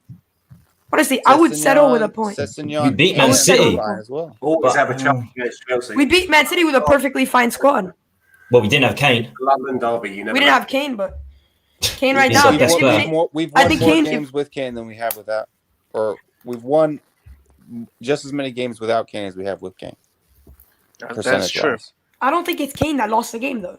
Because Are we, I'm not are we, saying se- Kane lost the Obviously. game. I'm No saying- one- are we Yeah, seriously questioning Kane? Are we seriously questioning Kane here? I think in that game Is- versus oh, Manchester come City, on, come on now. if Kane Tommy, would have played, Tommy, if have Kane a look would at have played, Twitter. I'm Have a look not. at I'm Twitter. not questioning Kane. That's not my point. I'm saying Kane being in and out of the side isn't as big of an impact as you think it is. Yes, of course you want Kane in the side, but we've won a lot of our winning percentage without Kane is really, really high. Yeah, when Son's there. But Son's Yeah, injured. when Son's there. Well, there's a question for you. Do you see Dembele starting against Rennes? Bryce says, I definitely do. I'd hope so. Yeah, we need him. He's got to We get need- minutes. He He's has got to to, get I bedded think. in. He needs Yeah. match fitness, doesn't he? Even if he played the first half, he needs Yeah. he needs to He get needs- some match fitness. He needs minutes in his legs, big time. He needs minutes in his legs, big time. So I'd be very shocked if he didn't play against Raw. And I Now mean, that with- I'll hold Nuno to account for. If Hill and Ndombele don't start on Thursday, okay, then I'll be picking at Nuno and being like, "What are you thinking about?" Right? but Yeah, I mean, he right said in that now, those interview two that players he's still didn't part have of our. legs to play in the Premier League. They just I'm didn't. not saying sack Nuno. I'm not saying sack Nuno after one Well, no, game. I want him everybody's there got for a one long No, time. loss, definitely, one loss, definitely. and Bob's in on But- Stell, or Bob's in on Nuno, Stell's in on Nuno. You were in. But I on think you've got to Nuno. call it. I think you've got to call it as you see it. And today's starting lineup for me was shocking, and that's fine. Yeah. That's fine. You can make mistakes, but then at half time, you've got to change things at half time. After that first half before, And granted, well, Crazy. I There was was thinking, no anti strength whatsoever. So you've I got to do was, something at half time. I was thinking at But we were playing halftime. good before Dyer went down. Yeah, we were.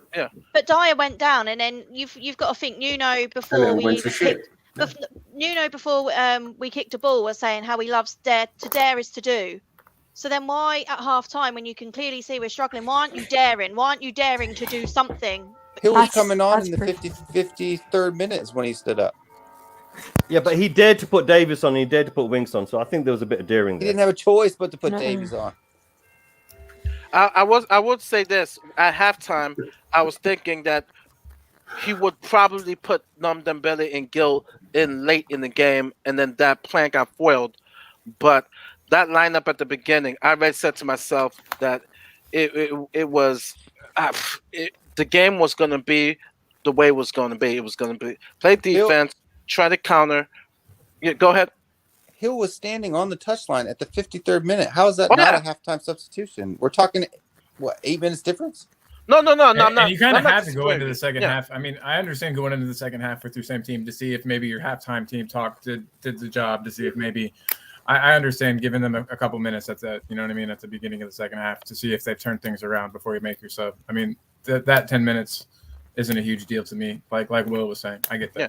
No, I saw the Twitter handle from Ali Gold saying, "All right, Gil's get ready to come on." I was celebrating, and then that's when the red card happened, and I was like, "No!" And then 2 minutes they brought after in that Davis. tweet, the red card happened. Yeah, and I was just like, "No," because I was getting excited. I'm like, "Okay, we're gonna win this game 1-0, or or at least have a second shot on goal." Did we get our first shot on goal already? Yes, We- yes, it came in the beginning. We had one Lucas shot on had target. his One first shot. shot. Second at half. the beginning. Second half. Lucas. Yeah. That sounds familiar. Yeah, but it's But it's a welcome Nuno to the Spurs squad. Yeah, it's a reality. Yeah. I just think people are overreacting a little bit on the Nuno thing. Welcome to I White really Hart. do. I think it's too early to. Oh, I, To I run just on. think we could. Ronaldo I just goal. think though, Will, like it's not to a degree. Obviously, the issues we've got in the squad isn't Nuno's fault, but I do feel we could have managed the game better. We could have I managed agree. the game better. I think it's a learning curve for the manager. I mean, at the end of the day, he has to try to utilize his squad as best as he can. He has to try to believe that he can change a player to be motivated to play at a higher level. And maybe when he sees it from one or two of the other players, he believes he can do it to other types of players that we have that originally, he must have realized that, oh, these are the type of players that they want to try to get rid of. Now, the question is this, is that when people say that these are the type of players that they're trying to get rid of, who's actually saying that? Because the only thing I've ever heard, right, is that they're trying to get rid of Sissoko and Aurier. Then I never heard that they're trying to get rid of Davis or Winks. Well, they tried to get rid of Winks, but Winks said he wanted to stay and fight for his place. Yeah, I think Everton were interested in Yeah. Winks. Aston Villa as well, if I'm not mistaken. Yeah, Villa apparently were interested. So Look, I think there's enough interest there for this particular player because he's homegrown. He has technical skills. He can at least perform for teams which are at least round about floating in the middle of the table or below. So I just like think, he did against PDF 2 weeks ago, a month ago. well, Great idea. come on. It's at the end of the day, it's like there is a technical capabilities within the young man. He has been trained in academies which give them the performance level that they need to perform at the Premier League. The problem is that, if we don't sell him soon, then we won't get hardly anything for him in the first place. If we're keeping him because we need to keep our quota for homegrown players, then we have plenty of other youth players coming through. I think Levy values him too highly. I think, look, when he sells players, his what he wants is just madness sometimes. So if you're willing to pay 10, 15 million pound for Winks, maybe Villa, Everton were willing to pay 10, 15 million pound. Levy's like, you're not getting him for 25 million pounds. Same with Dele Alli. He probably wanted 40 million pounds for Dele Alli. Nobody's going to touch Dele Alli for 40 million pounds. So I think Will is right. Yeah. I think Will might be right. Maybe we're overreacting to a certain degree, and maybe it's trauma from last season and the season before that's coming back into us. It's like we've all been holding our breath. It's not just trauma from last season. It's trauma from last season. It's trauma from the manager debacle during the summer. It's trauma from the transfer window. It's trauma It's just from all what kinds of you things. get for supporting Spurs. I don't know why we do it to ourselves, to be honest. Hey, That's why it's We love not it. realistic. We have to sign a contract before I have a supporting Spurs. question. I have a question for you guys because, as you know, on the Love Lounge, it's gonna be real hard to find a couple of players to give a toast to. Is there one player that today was okay. I mean, Lucas Moura? We can say I thought Dyer, it right? was Until, on. until think Dyer Lucas got Moura. injured. Minus the red card, Tenganga's man of the match. Yeah, Tanganga was good. Tanganga was I good agree. against Benteke. He was I good think- up I against think it's- Benteke. I think Dyer it's had a Lucas great And 10 Moura. Zaha. minutes. I think Reguilon was good as well. Oh, yeah, Look, that's that we, goal line look, guys, clearance deserves we a were just a toast bit right there. unlucky. In fact, we were a bit Spursy with the unluckiness. That's all it was. Our players got injured. Some of our players before the match, some of our players weren't allowed to come back into the country. And then we end up getting a red card. We end up getting an injury. We end up getting a red, handball. It seems to me that whatever could go wrong went wrong. So You've I'm got a willing player to give playing the with whole Spursy. team. I'm even willing to give Levy a break for today because I've done my rant for today. I've got it all out. And if you guys need to get it out, then please bring it on. Bring it on. Get it out, It's boys. kind of the same way that everything went right for us, though, in the first 3 games. And I think that Yeah. that this We were game for riding me, that luck, for and sure. sort of about Nuno, what Will is saying is that for me, my concern with it isn't so much this game, is that I've seen, this was my concern about Nuno coming into the game, is how he would be able 100%. to adapt 100%. with the attack in particular. And in the first 3 games, this is more of a continuation for me of my concerns with him. So I'm not saying he needs to get out. I don't think it's panic time, but my concern about Nuno was what would he do when our top players were out, like what happened when Jota left and when Jimenez got hurt at Wolves. Their attack just seemed to be non-existent. And now we're kind of seeing that here, is that when Son and Kane aren't firing, our attack has looked pretty. I think even the first 3 games we looked toothless in attack. I know we won them 1-0, but I didn't see much threat at all. So Well, Yeah. officially now we have been knocked off our pedestal. We are not longer top of the league. Manchester United is now taking the. Quickly, Will Strap has yourselves to go. in. Will has to go, but Will, are you doing rants tonight? Yeah, we'll be having the late night THFC rants post match show like we normally do. It'll probably be around 10 p.m. Eastern time, 3 a.m. UK time. I'm sure the rants will continue all day long on Spurs YouTube. Oh, yeah. And funny Definitely. enough, for the first time in a long time, I'm going to be the most positive guy there. You probably will. Probably will. Anyway, I folks, already- thanks I've for having already me on, agreed with Mari. you I love once. your show. I love your channel. And everybody have a great day. All right, Yeah, you too, Will. man. All right, bye-bye. Hey, and you, Mari, on that note, I also got to run. Thanks for having me. I'll be around later today, too. Hit me up, guys, if you guys go back on. I just got a little bit of homework I got to finish real quick. All right. Thank you, Colin. All right, Colin. Thanks for having me, guys. Yeah. All right. Bye. Viewers out there, if you're looking and viewing right now and you've not heard of Will Stewart's THFC Rants channel, please do look it up on YouTube. And if you are watching this and you haven't hit that like button yet, do it. It's free. If you're watching this and you haven't subscribed, wow, come on, join the family. Put the notification bell on, because when something goes live, Like you need to know everybody. when it happens. Okay? So when it happens, you want to jump on the stream. So put your little notification bell on full. And Mari, you're 7 subscribers away from 100. No, I'm praying I get seven let's more, get- 7 more. There could be some positives coming out of today. I will say this after my early rant. I'm a bit calm. I'm not. I just I'm not. wish. I'm not. I can assure you, I'm not calm. Tommy, I'm get it not out. on that right now. Tommy, I'm holding it in. Bring it out, Easy, bro. Tommy. Bring it out. This is I the don't get time. it out. Do it. Well, Let it out. Tommy, I'll let you have Let your. loose. I'll let you have. Don't let worry. Loose. But We I won't will. judge you. I will say this though. I was just disappointed with the lineup, and I know a couple of people were just like, "Oh, why the game hasn't started?" Because I kind of can predict what was going to happen in regards to hoping for creativity, going for the attack, and I just hope that this was just a one game of okay. I'm gonna have Winks, Hoiberg, and Skip. Like I said, I expect Skip to play better. I mean, he's young. He's going to have those hiccup kind of games. But now more than ever, we did that love letter to Tanganga on the Love Lounge. This is the time, Tanganga. If you're serious, you want to finish the year good. We need you. We need you now. And Gil has to get some time in. He has to be able to link up with Kane.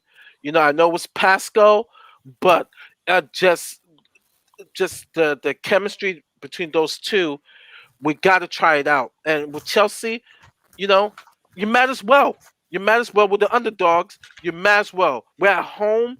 The fans want to see us fight, and that's what we brought in Nuno. What separates us from last year, from last season to this season, is that this year we're fighting. We're fighting. We're fighting. Win, lose, or draw. I'm happy if we fight.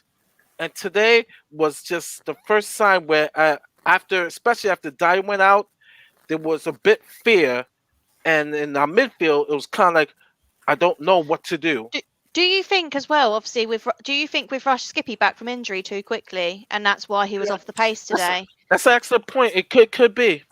It could be, and then maybe we could have played Tanganga because, I know he's not match fit, but maybe would that have been better than Winks? Would that have been better than Skip? Having that 70% Dembele, and maybe Skip was at 50% today. Who knows? But that's an excellent point, Shan.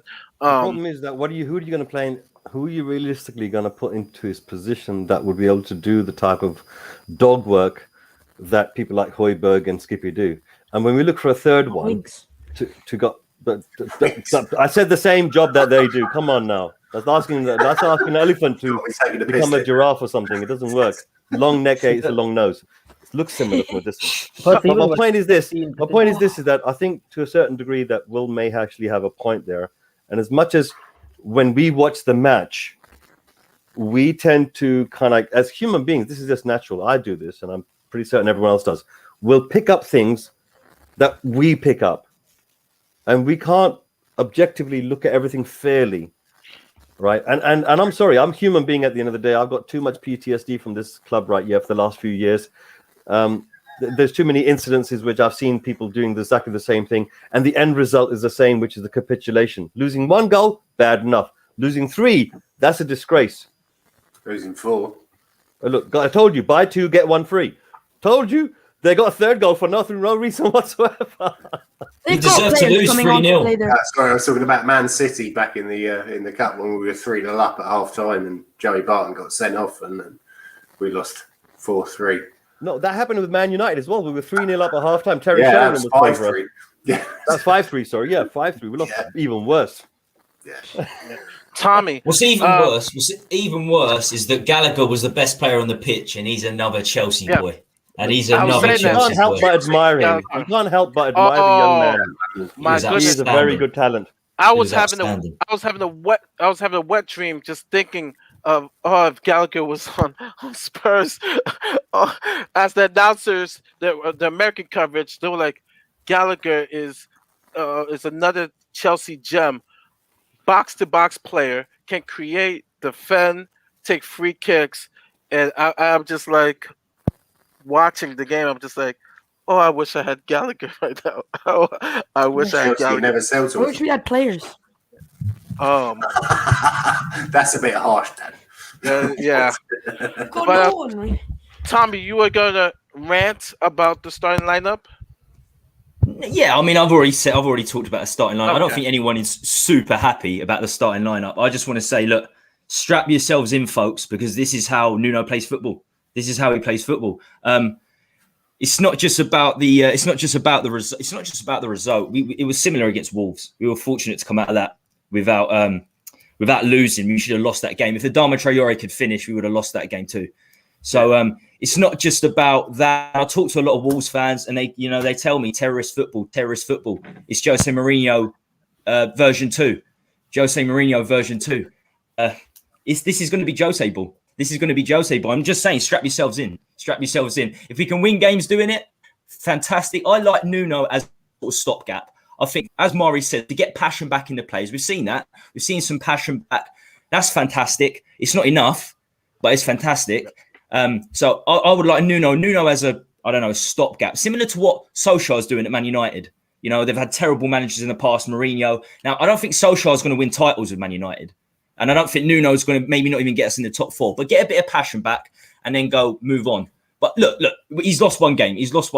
But in the 5 games I've seen, the loss to Pacos, the performances have been the same. It's absorbing pressure, hitting them on the counter. That's how I see things. But look, he's brought some good. He's brought some good. I'm just the warning. Strap yourselves in because this is how it's going to be, folks. I agree I think with you there, he's Tommy, when the you said that The thing with the me, though, passion has been good, and it is, and I think Nuno's done a good job of coming and settling things down after the summer we had. But as you say, the passion has been good, and the hard work is good, but we need more. And I'm kind of getting a little bit tired of hearing, like, especially with somebody like, I'll say Delhi as the example, is, oh, look how hard he's working. Oh, he's working really hard. Oh, our team is working hard. Well, that's nice. But Delhi, for example, today, I thought he was the worst player easily on our team. And it's because he works hard but does nothing. And so many times it's like, oh, look at that great block Delhi made. And it's like, yeah, after he gave the ball away. Oh, look at him getting back after he gave away the free kick that created the chance that he had to get back for. And I think that Nuno's done great to get us where we need to get us to a base level and to get us back to where after the disaster we've been, but we need more.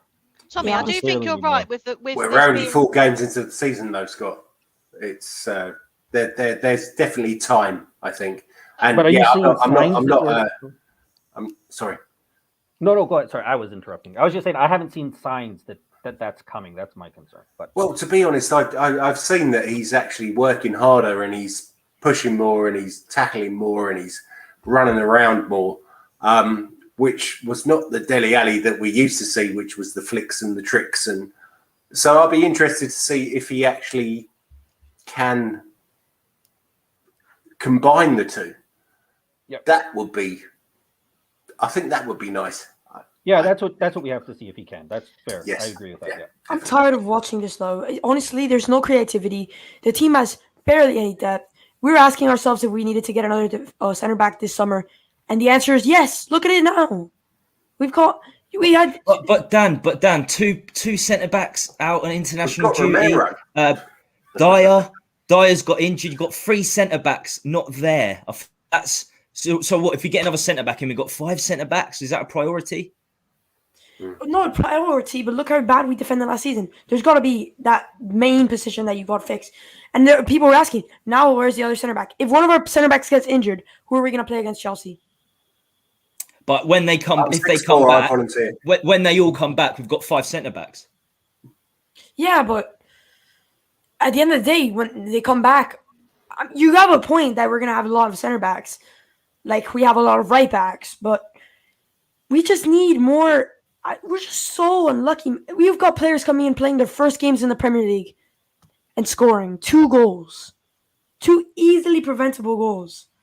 We're like a joke, man. We've got the creativity of a bag of peanuts. Honestly, I cannot understand how we... That's harsh. We've got Ndombele on the field. We've got Ndombele on the field. We've got Ndombele on the bench. You've got Brian Hill on the bench, and you're playing Harry Winks. Honestly, Harry Winks didn't play bad. That's what it comes down to. That's what it comes down to. Exactly, Dan. I agree 100%. I agree 100%. That's what you should have gone with. For me, it's not the centre-backs that were the priority. Creative centre midfielder. We needed to sign a creative centre midfielder, maybe a right winger to fight with Lucas. Look, we haven't. The backup to Kane hasn't hit us yet. The backup to Kane hasn't hit us yet, but it will. It will hit us. But look, at the end of the day, the transfer window's open. It doesn't open again until January the 1st. We've got 4 months until it opens. This is the squad we've got. And Nuno, you've got to make the best of it. You didn't make the best of it today, mate. You're starting lineup is shocking. We haven't replaced Dembele. Hold on. If this is the squad that we have, and this is what we have to face, we just have to face it. And we're choosing to sometimes ignore it because we've had some decent results come our way, and really that was a false dawn. Then realistically, when you look at our team, if you take away one player, like for example Sonny, right, with Kane is in or not in, I don't think that the speed that you need to break teams, Sonny has that speed. He literally viscerates teams, right? Yeah, with his ability to run. So if that's the case, then I reckon that we've got a team which is going to end up around about 9th or 10th. This is the thing as well. This is why I always say that Sonny's more important to the team than Kane is. We win games when Kane don't play. We don't win games when Sonny's not playing. Kane plays better when Sonny is on the pitch. Yeah. So we saw that today. We saw that there was no instinctive passing between Kane and anyone else. when I said to you 100%. earlier, So why don't we play the player that is most like Sonny, which no, is but what I'm Brian saying, Hill? what I said to you earlier was that the way that people from the midfield were passing the ball to Kane was Mm. way too hard. They Yeah. were just smacking the ball at high velocity to get to him.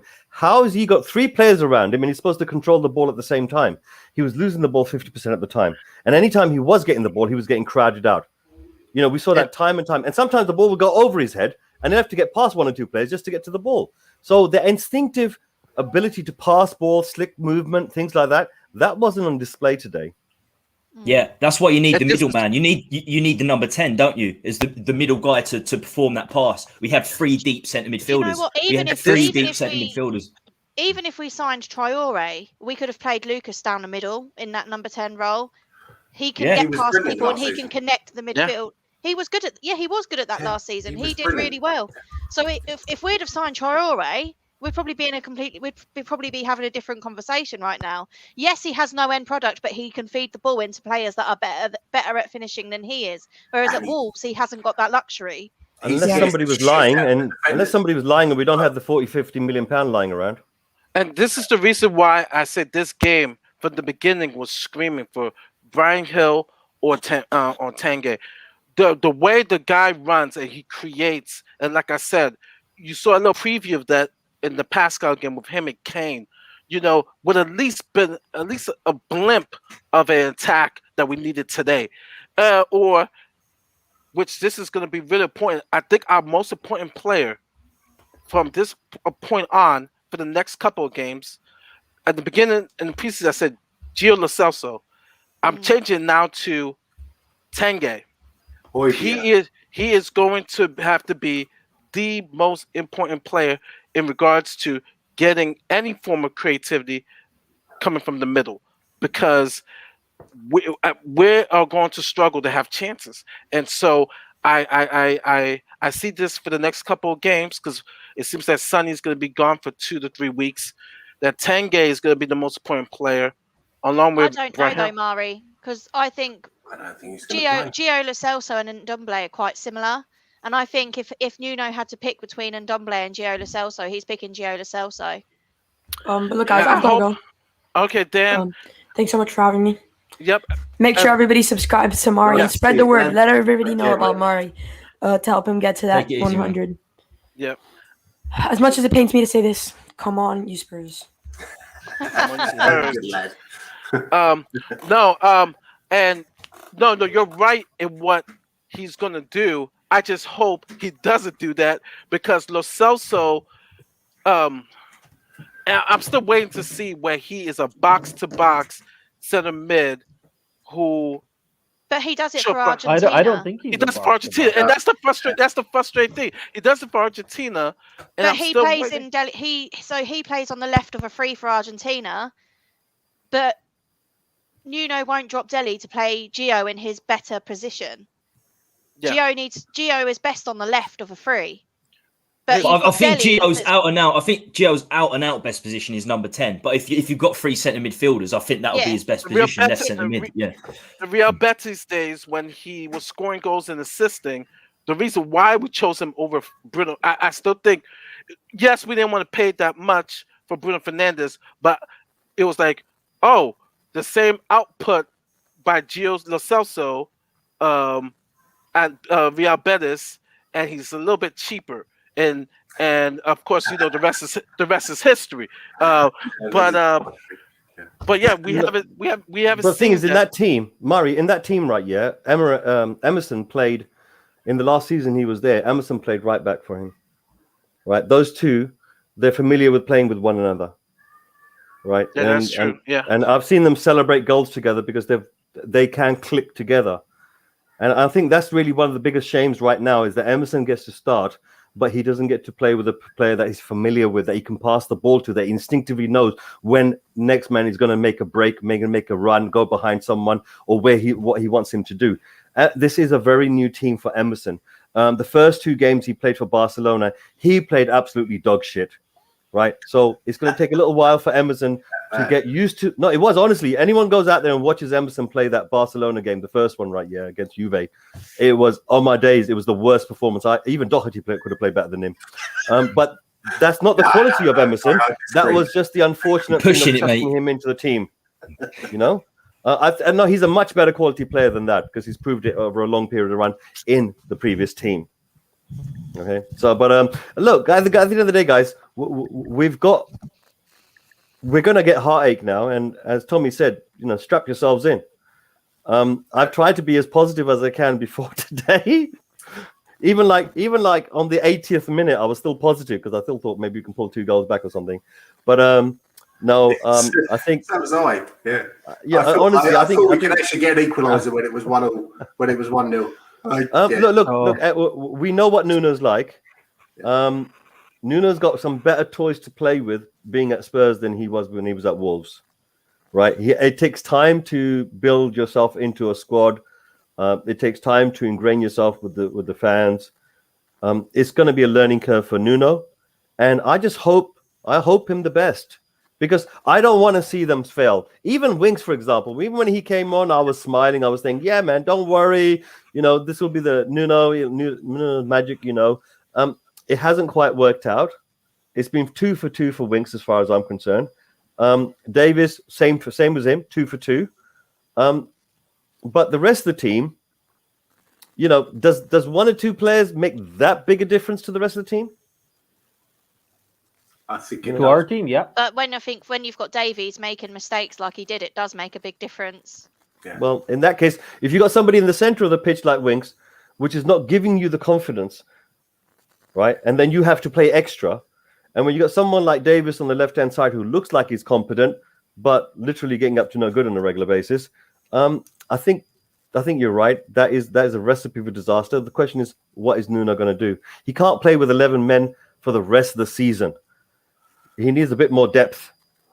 And right now, Winks is a vital clog in our midfield, and Davis is a vital clog in our defense. I That's don't just a think fact. Davies is though. Yeah. If we had Romero and Sanchez, then Davies wouldn't have come on today. No, But of course not. they're But the off thing is, you swanning can't over play with 11 Croatia. players. Right, You can't play with 11 players for the rest of the season. So you're going to have to get those players to come on at some stage. You know, you can't say, "Oh, we're just going to sub them in." No, some games they're actually going to have to start. I don't with think Ben Winks, Davies that's will the case, ever be but playing at as centre Shan back said, again. Not with Davies. Yeah. No. Yeah. No. Unless we play at Ever. 3. Yeah, but who Yeah. can we I put in think- his place Ben- though? Left Ben footed. Davies is going to be backup left back, isn't he, to Reggie? That's the only thing he's going to do this season. I think back Rodon's up got that to position Reggie. tied down as far as I'm concerned on the left-hand side. I think Rodon's got that absolutely nailed down. Wait, is this Session the backup for Reguilon? Yeah, Okay. yeah, he is. You can't play left back. Session cannot play left back. He's a left winger. We signed him as a left winger. He played for was it Hoffenheim? He went to. He played left wing back. Yeah, they played Fulham 3 as centre well, backs. left back as well. He- played left both wing back. back's fine. They did both. Wing But, back. but yeah. we've got loads of centre backs. So if we had Romero and Sanchez, we could have played a back 3 today with Tanganga. I And it think would that have suits been- us best. I think that suits us best, to be honest. You reckon? I think Nuno has no choice. He has to play Emerson at right back. He has no choice. Emerson has to be our number 1 right back. Otherwise, they wouldn't have signed him. He is competition to Tanganga, but Tanganga was never meant to be a right back. Yeah. That's the problem. So as far as I'm concerned, Doherty's our number 2 right back. You know, make out of that as what you will. And Emerson's going to have to play there. I think- Tanganga is going to have to start to get himself ingrained into the central position, which means that he can't go forward. And he loves to go forward. He needs to learn. And I think this is good experience. Look, at the end of the day, how else are players supposed to learn? They normally go out on loan, mess up someone else's team, and then they come back, right? So they I don't mean, have the the thing is, opportunity. though, I think Tanganga on the right of a 3 would be absolutely mustard. Yeah, I exactly. think He he'd would be fucking perfect. quality with Perfect. Romero in the middle, and then you've got, I'd say, probably Dyer if he's fit on the left of a 3. That's a Yeah. very good defensive back 3, I think. Yeah. I mean, even if you had Sanchez on the right-hand side, Romero in the middle, and Dyer on the left, Yeah, that will still work as well. And I think that's what you need. You need to have not just 3, but you need to have an interchangeable 3. yeah. But the problem with that, though, is if you play 3 at the back, then you've got to have wing backs. And so what we're going to do with our wingers? but you can still. Our wingers like to play narrow anyway. That's- Sonny wanders into yeah. the middle of the pitch. Moro likes to be narrow. So you've got Yeah. you can make the most of the width. Having Emerson and Reggie are better at attacking than they are defending. Yeah, definitely. So we need to You make can the s- most of yeah. that. You can still guys, play I've just realized wingers. something. Guys, I just Yeah. realized something. It just occurred to me that we're not going to win the league. Yeah, I think so. What? Yeah, just How about. dare you say that? So here's my next question. Here's my next question. Right. I'm an optimist. I don't like you anymore, Misko. I am a optimist, but Same here. but being real, but I also like being real. Of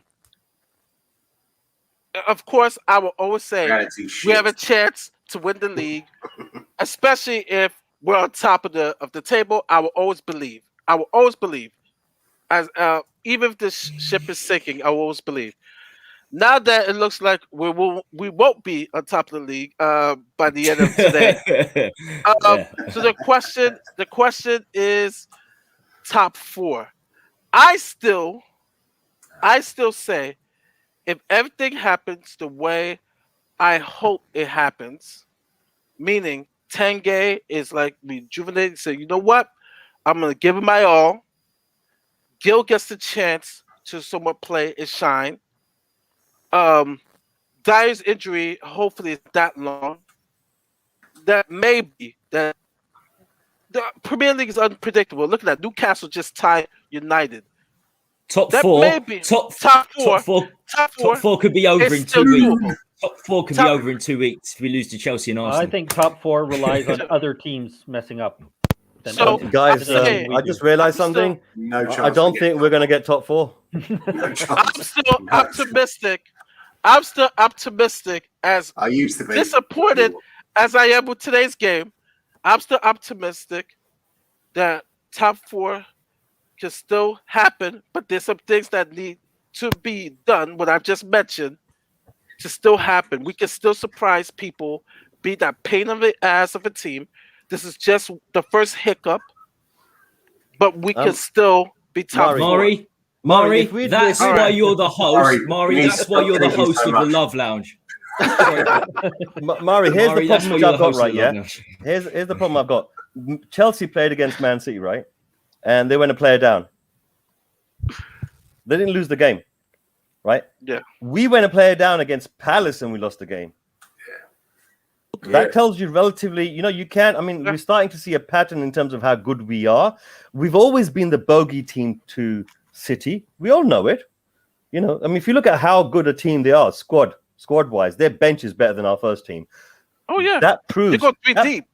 So basically, what that means is that the way we beat them was because of our fluky luckiness, because of our boginess as the team, because we bully them or whatever we do. We know that they ain't got any tall players up front, so therefore, if we push them out wide, then they have to cross the ball in, and we just header it out. Today wasn't one of those games. We had people like Connor, and then towards the end, we had people like Adwad. And those players are not going to go to the outside to cross the ball and wait for them to head it in. They're going to cut right through our defense. And the only way they can cut through our defense is if there's no midfield there. And today, Winks was playing. I didn't see a midfield, right? He goes. Davis is there. Bang. Same problem. How is it throughout the whole game, they are on the left-hand side battling with Tanganga time and time and time again. And then as soon as Davis comes on the pitch, they say, you know what? Let's attack on the right instead now. And all the play was coming from that side. The only thing they were doing on the left was when they were doing a break, right? When they were doing a counter-offensive break, then they were chucking it towards the left because they know the ball will stick to Zaha's foot and he will create a nuisance. He's not he's not on the right, he's on the left. But when it came to anything else, they were literally going around that way to come in from Davis's side. Now, they know something, and we can see it.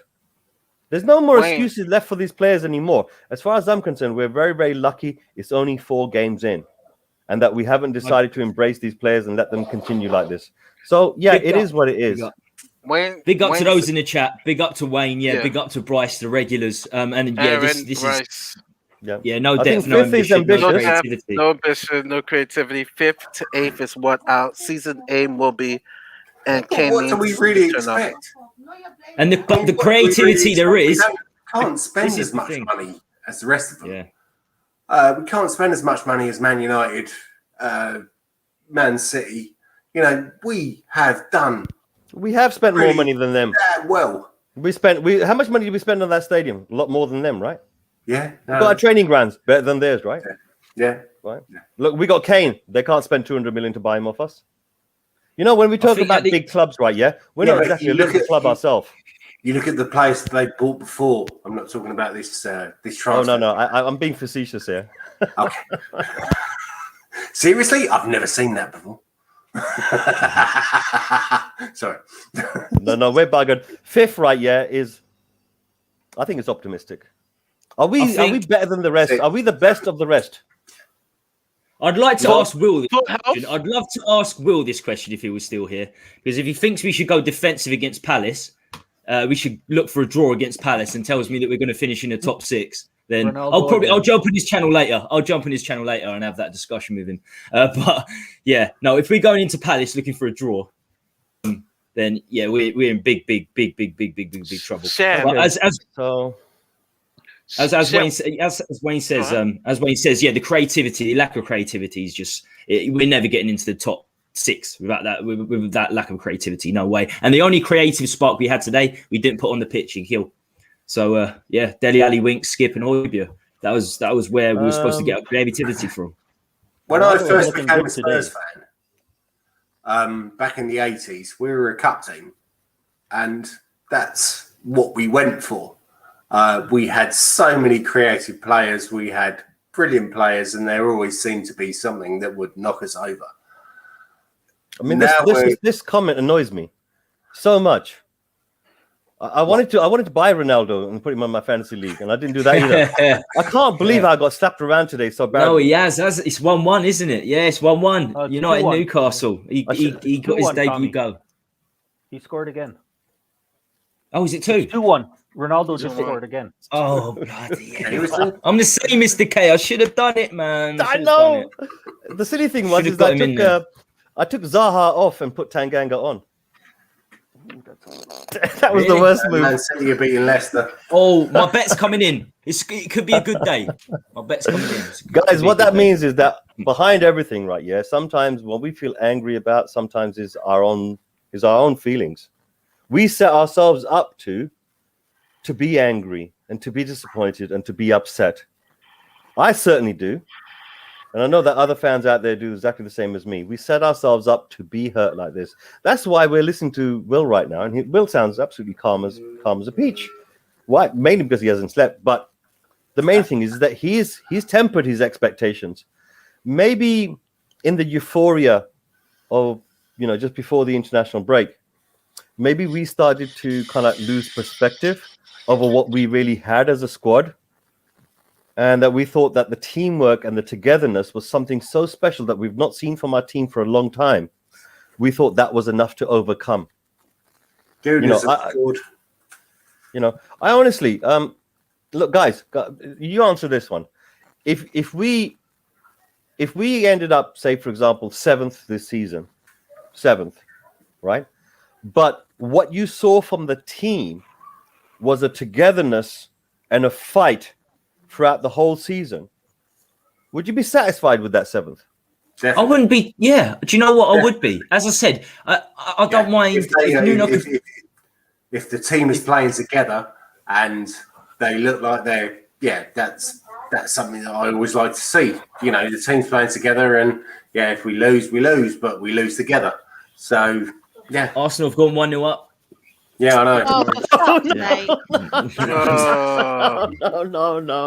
If it's Saka, I'm happy. If it's Saka, I'm happy. I think everyone loves Saka. It's like Connor. Aubameyang. It's Aubameyang. Oh, for fuck's sake. That's more like it. Mr. K, you're saying... Sorry, Mr. K, you're saying if they're playing well, they're playing together and looking like they're trying hard. Now, if I don't see any signs that there's skill and development, then I probably would not be happy. I want to see some sign more, like I said, more than just being a team, more than just being liking each other and working hard for each other. I want to see more than that. So That's Burnley, what isn't I'm it? just like a That's group Burnley, of isn't it? guys. You've just summed up Burnley, haven't you? Basically. No, I did to a certain degree, but what I'm trying to say, Scott, right, yeah, is that there's been a few God. things that we felt were missing from our squad, right? One was obviously a backup striker, which you all know. Secondly, was a person to replace Eriksson or Modric in our midfield, and thirdly, someone to replace Yang Van Tungen, and then Toby, right? And also to have a backup goalkeeper that should be competing, that should already be in the nets right now. That should already be pushing Lloris to number 2 position. We're bringing this guy in really late now. He's only got like 1 season. He's going to have to bled himself in. That's fine. Oh my god! But my point is this: god! is that Wait! Carter Vickers has just scored for Celtic and put them 1-0 up. Are you fucking joking? No, you're fucking kidding me. Do you know what happened with him? Listen, his contract ran out, right? And there was a rumor, right? Yeah, just before Christmas, that maybe Real Madrid might sign him on a free as a backup defender. There was a rumor, just a rumor, but that was enough, right? Yeah, for our club to give him a new contract. Can you get down, please? You're annoying. But anyway, me. I digress. My main thing is, Scott, what I wanted to say was that there were many things that we felt were wrong or missing from our team in the last 2 seasons. What I'm saying is, if you didn't get anything else, but you did get that team cohesion, and you saw with your eyes the players fighting for the badge, and maybe for some unfortunate circumstances, VAR, refereeing decisions, pitch invasion, the lights get turned off for whatever reason, right? Yeah. We end up losing a game here and there. We end up slipping down to 7th. Stop it. But you saw fight from our team. Does anyone want Would a you willow? be satisfied with 7th? Piss off. I mean, I guess if I thought that was going to lead to more in the future, that we could build on that, then yes. Like what I want to see more than anything is just that some sort of sign that we're moving forward and not just kind of like, because under Jose, as you know, I was not a fan of him. But the biggest problem I always had with him is I never saw any signs that we were moving forward. I didn't have any hope that there was anything better coming under him. It seemed like there wasn't anything. So I want to see, what I want to see from us is that we're building and I can see some hope going forward in the future. So if, like you said, if I see that fight and we don't get as many results as maybe I would hope for, but I think, okay, that fight is now going to lead us to give us maybe that would give us a base that we can bring in some of those luxury players, as you call them, that will fit in because we have that fight behind them and we can bring those luxury players to provide the skill. Then yeah, I would be okay with it. I think this year is probably going to, we have to say, it's probably going to be a transition year. It would be nice to finish in Champions League. It'd be nice to do that. But if it is a transition year and there's signs that we're moving forward, then I would be fine with that. Shan, what do you see this outlook this next couple of weeks, and do we have top 4 aspirations? You look depressed. Is this because of CCV? Is this all down to CCV? Is this Carter Vickers? Yeah, You know, this Carter Tommy, Vickers. right, That looks like she's in on the hour last- 3 of the love in the last 5 minutes, Ronaldo has scored a brace on his debut for Yeah. Manchester United. Arsenal. Arsenal have gone 1 up. Cameron Carter-Vickers has scored a goal for Celtic. It's madness. And now Mari's Absolute asking madness. me if we think we can get top 4. No, we can't. I think we can finish 5th. I think we could be best of the rest. But we need a lot. We need our players. We need the squad fit. We need players to step it up. We need the likes of Lo Celso and Ndombele to show us what they've got. We need to see Nuno making smart decisions. We need to see Nuno daring to do something different, daring to be more on the front foot, not sitting. To be fair, we're still playing defensively, but we're playing defensively further up the pitch, which is relieving the pressure on the defense. So that is helping. But we need to add more of a creative spark to that. And like I said,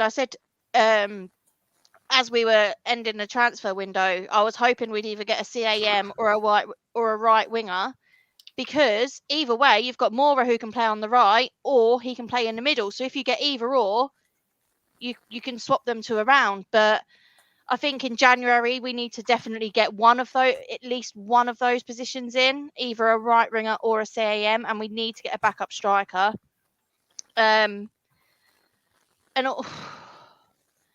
Yeah, That's we all the just way in need. January. That's all the way in January. We've got loads of pain. I mean, sorry, loads of games to go through. I know. This lack of depth. I mean, it's This lack fucking- of depth is going to kill us. This lack of depth is going to kill us at Christmas time, when we're playing 3 games a week. This lack of depth is going to destroy us. Do you know what, Tommy? I was looking forward to Christmas this year, and you've just ruined that for me as well. Yeah, no, Christmas with a family for the first time in 2 years. But yeah, it's not going to be good for Spurs. It's I mean, like top 4. I just think no, we're not going to get top 4. I think we'll be better at home. I think we're going to be one of those teams that's tough to beat at home. And I think we'll probably finish above Arsenal, and that's all we can aspire for this season. No, it's going to be bad today if Arsenal wins the game, right? Yeah, and we've lost the game. I mean, I know in the grand scheme of things, right? Yeah, we can't just be comparing ourselves to Arsenal every season. That's what they used to do. Imagine the shit we'll be under. Imagine the shit we'll get from Arsenal fans if they beat Norwich, beat Burnley next, beat us, and then they're above us. And after 3 games, we would top. I've been having nightmares. I haven't had the guts to tell anyone, but that's pretty much exactly what I was afraid of the most. Was come Christmas, they're ahead of us, and I don't want to. I didn't want to big it up too much about what. Yeah, but Christmas is a nice time of year. Mr. K. Yeah. Well, yeah, that's right. It's nice because you can always get drunk and forget about everything.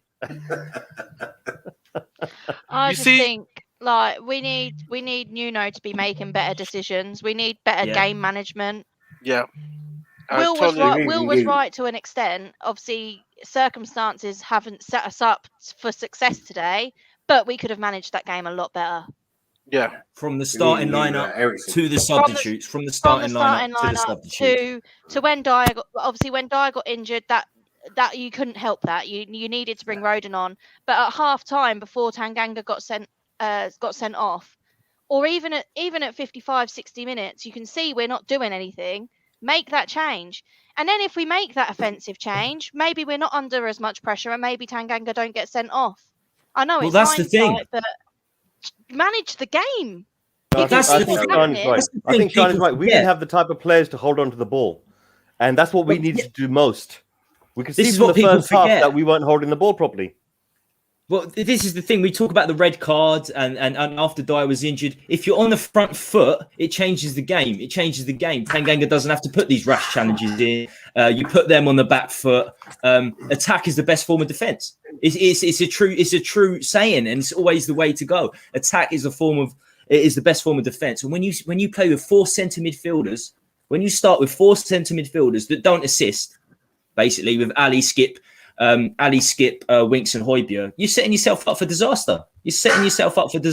Regardless of the squad that's available. He could have played Hill, and it would have changed the game for me. It would have changed the game completely. We would have been able to stretch their defense. So Nuno's got to take a good look at himself after this. It is only one game. But we were outplayed by Wolves as well. So and we lost to Pacos too. So yeah. I'm going to keep saying, strap yourselves in, folks. Strap yourselves in. You see these gray hairs that's starting to come out. I'm going to be full blown Mr. K. but I have. My girlfriend informed me the other day. She's like, "Is that great?" I was like, "Yeah." And I've got like 3 grey hairs now. It's madness. Man. And no actual hair. That's the Nuno Grey, mate. Nuno Grey coming into fashion. Get rid of it all. There's no grays. Just take it all off. Yeah, I'm 26 years old and I've got grey hair. Yeah, I'm a bit older, 31, but still, it's not good. They're all like here. That's why I've got blonde to try and hide it a little bit. Good. It might get worse for Nuno though if he does it. Do you know what though? I think if we see many more games like we saw today, does Nuno make Christmas? I'm not saying Nuno out now, Yeah. But if we continue to see lack of game management and lack of managing the squad in a good way, lack of working with what he's got, does he make it to Christmas? It's acceptable if you're winning. And you bring up if you're winning. an excellent point, because this is Paritici's hire had to convince Levy.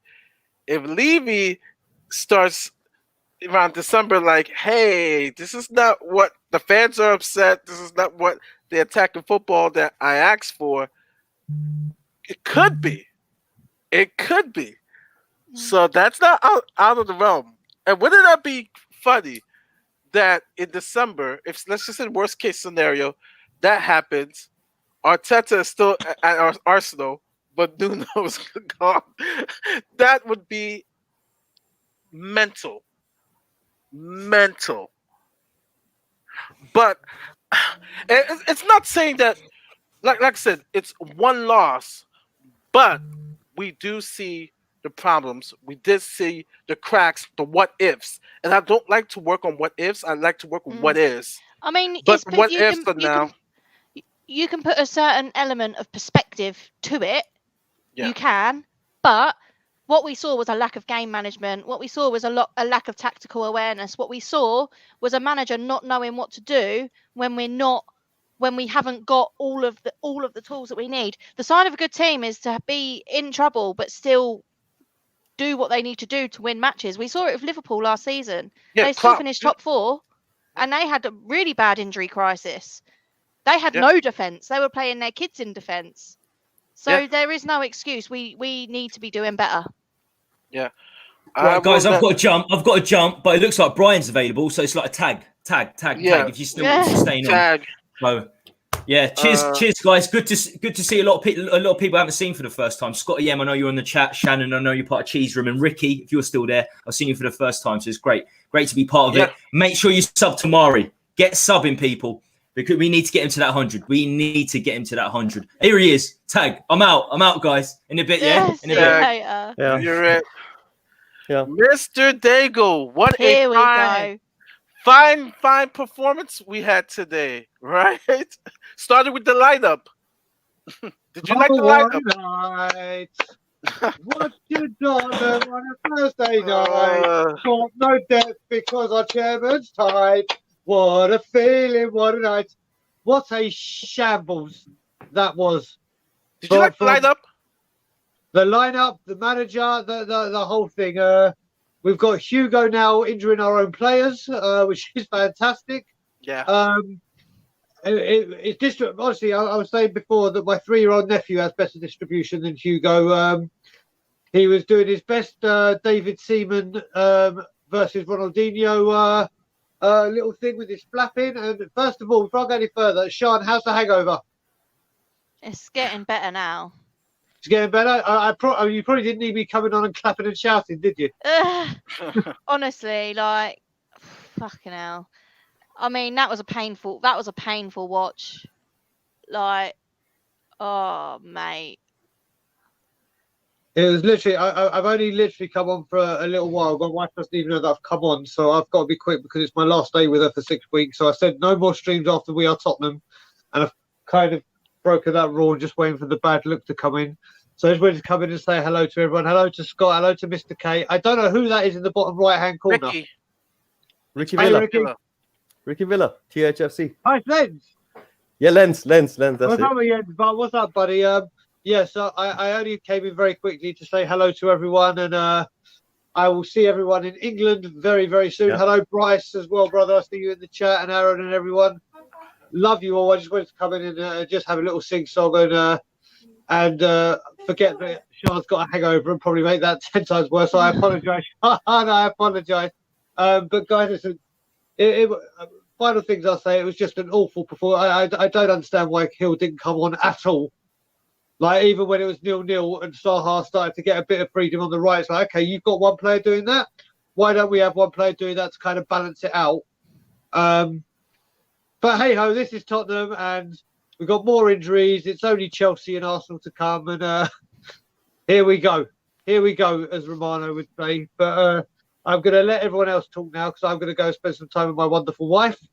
Scott, always a pleasure. Mr. K, Hey, good to always see a ya. pleasure. Mari, always a pleasure. Sean, hopefully I'll see you when I'm in London. And Brian, yeah, Brian, before you yes, go, sir. we did play your latest track earlier. Which one? That one or the The- other one? That one. This one, the one that you just played, Same one. same one. Well, did you play my voice note? That's I did indeed. Oh, did I you play the I think kind of figured you might get busy, so we decided to play you since you weren't here. Okay, did you play the A side of it as well? The A Jenny side, no, Allen just tune. one of them. Just I one did of play them. the We Exclusive. Hate Levy, Daniel Levy. No, we I haven't played just that one. don't think you understand. No, we haven't played that one. He's a parasite, always talking shite. We hate Daniel Levy. You should hear, if you want another one of my classics, Mari's got an exclusive of my my message to Couldn't have cut Dembele. it. Yeah, who To- we to- need to- badly now. The old Hakuna Matata. Hakuna But, Matata. But yeah, guys, I'm going to leave you be and go back to the wifey. But see you all soon. And as always, Levy out. Enjoy your trip, Brian. All You right. know, after hearing Brian and Tommy's talk before, I've been talking a lot about how I like how Nuno has kind of got rid of a lot of the toxicity that we had in the summer. But now I'm seeing we had this result. Then, as they mentioned, now we have Chelsea. Then we have Arsenal. It seems like we could get it all back. 3 weeks from now, all that toxicity and negativity could be right back here if we have some bad results in those two games, right? It's crazy how. I guess that's Spurs, right? That's what we do. Yeah, I but think knowing the Spurs, main we'll thing play right an now. absolute blinder against Chelsea. It would just be this. It would just be sum it up, wouldn't it? Well, I'm hoping that's to be the case. I'm hoping that this will be the lessons that Nuno needs to learn regarding managing our club. Well, hopefully Because it's a you cannot reverse afford to West take Ham. certain types of risks. You just can't afford to take certain types of risks. That's the West Ham thing was basically Jose getting ahead of himself, thinking that he had a handle on our squad. In reality, he didn't. They were just waiting to bite him in the ass. Nuno has a positive effect on our squad as far as I'm concerned. I am waiting to see. Come on, we all knew a result like this was in the cards. We're Spurs fans. The question now is, what does the team, the squad, how do they respond? Is there any difference? If there are any divisions inside that squad, then people are going to be like calling people out, but they're not going to call it out directly. Do you understand? They will go into their little groups, and that's when they start calling each other out. If they do it in the dressing room, man to man, that's how it should be. You need to be able to take flack as well as give it. You can't hide. Now, this is the problem I've got with the likes of Davis and Winks. Bruno Fernandes Winks has got a Teflon coat on him. Yeah, I Doesn't saw believe that. that he's ever done It was a anything wrong. beautiful goal. I don't know if you saw it, but Another one. Bruno, not Oh. Ronaldo. Look, the main thing is that I've gone past the ranty stage and I'm thinking, what are the positives to come out of this? And the positives is that our outburst didn't last very long. Whereas if you remember last season, we'd still be ranting for 6, 7, 8 hours. I don't think we're like that this season, are we? We'll see tonight on Will Stewart. I think there's going to be some just perusing Twitter and two individuals that don't mind holding back that I've seen them particular on Twitter. I think there could be some 6 or 7 hour rants tonight, Mr. K. I think the fan base, though they're upset, they're like, okay, this is still a period. It's still a timing period. Okay, Nuno, we're gonna see. All right, we're missing Song, we're missing. So I think right now, everybody is mad at the death. So that's more a Paratici Levy type of thing. But Nuno needs to get these selections right, or if it's gonna be the same these next couple of games, then he's gonna get full blown. What from the fan base, because like I said, I could pretty much say about maybe half of our fan base when they saw that lineup that came out was like, this is not good. This is not what Bryce has said. The attacking football, Paratici literally advanced Levy, and so that's a good point. You were gonna say something, Shan? Mourinho only got as long as he did because there was no fans in the stadium. If That's true. that had been a full White Hart Lane, he wouldn't have got as long as he did. Oh yeah, Booze would have been singing from the stands. Yeah, definitely, definitely, totally agree, totally agree. And so Nuno's gonna have to, like, he's gonna have to get right because though fans, though we know that we're gonna be the underdogs against Chelsea, they want to see a fight. They want to see an attack, and he's gonna, yeah, he's gonna have to have somewhat of a attacking lineup to play. Yes, granted, we have to play the defense now more than ever. Now that we don't have Jaffet back there, but he's gonna have to. It's gonna have to be better than today, even in defeat against Chelsea. Our fan base is not. Our fan base is not. We're not that gullible. We're not that dumb. We could tell the difference of, all right, we're trying, we're attacking, and the fans will be clamoring to get. Um, we got Chris. What's Oh happening, Maury? my Maury? goodness! Yes, How you Chris. doing, Maury? Mr. K and everybody else, how you doing? All? Oh, it's an honor to have Chris in the house. You Thank you very guys, much, you Maury. see him on everybody's stream, especially on the Irish Hotspur, the fan show. We love the insight Chris has. Chris, Not um, happy at all. Not happy at all with that if you heard performance. my rant, or everybody's rant in the beginning, you would be like, "Wow, Chris." Where do The we start, lineup. Maury? Where do we Start with the start on that? lineup. My problem was from the beginning. The lineup had a setup to lose. Even Absolute before. shocking lineup. We had nothing creative there for me. Nothing at all. Where was the creation there? Harry Winks, Skip and Højbjerg, defensive midfielders. Who was the creator there? Delhi, shocking. Winks, shocking. Davis, shocking. The whole lot today was absolutely wrong from minute 1 to 90. Yeah. Where do we start on it? Where do we start? There's two things early in the game. The lineup had me. I mean, literally, I was just. It was a mortified shocking by- lineup. Shocking lineup. And it hurts more, Maury, that Nuno did not change a thing. He was too reluctant to bring anybody creative on. It was just like he was the rabbit in the headlights for him. Today was a wrong one. Nuno made a lot of mistakes today, and he needs to put that right quickly. Yeah, and then of course, the injury to Eric Dyer, Lloris's fault. which Lloris's fault, and like I said, I never thought I'll see the day where Lloris, I'll be missing, be missing Eric Dyer and Sanchez. Like, I thought I'd never see the day. Normally, I'm like, dope. I don't want Dyer starting, but this year has been a total change. Nuno has had the effect on Eric Dyer, and so when he went off, I was like, oh boy, this is not good. But even then, the defense I thought wasn't as bad as the midfield. I think the midfield really led the Non-existent. attack. Yeah, it was yeah. And granted, the Skip, he's young. He's gonna have those type of games. And Shan brought up a good point. Maybe he's not fully fit. Maybe we rushed him in. Højbjerg, maybe it's frustration. Maybe Højbjerg's like, I'm not surrounded by a Delaney in Denmark, because maybe there is a Højbjerg who got the most assists in the Euros. He sees his midfield, he sees this, and it's just like, there's a difference, kind of like Lo Celso of Argentina, but it's just frustrating. Before I go back to you, Chris, Shan, thank you for coming on. Everybody can find her on the Cheese Room. Subscribe and like. Then if she have a lot of projects coming on, quiz shows and other future things. So check her out. She's a normal contributor to the Love Lounge.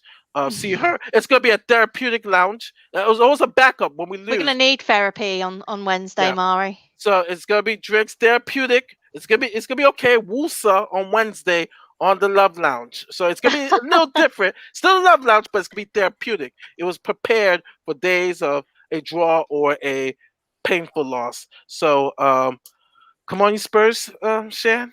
Come on, you Spurs, and thank you for having me, Mari. Oh, always. Bye, everyone. Bye.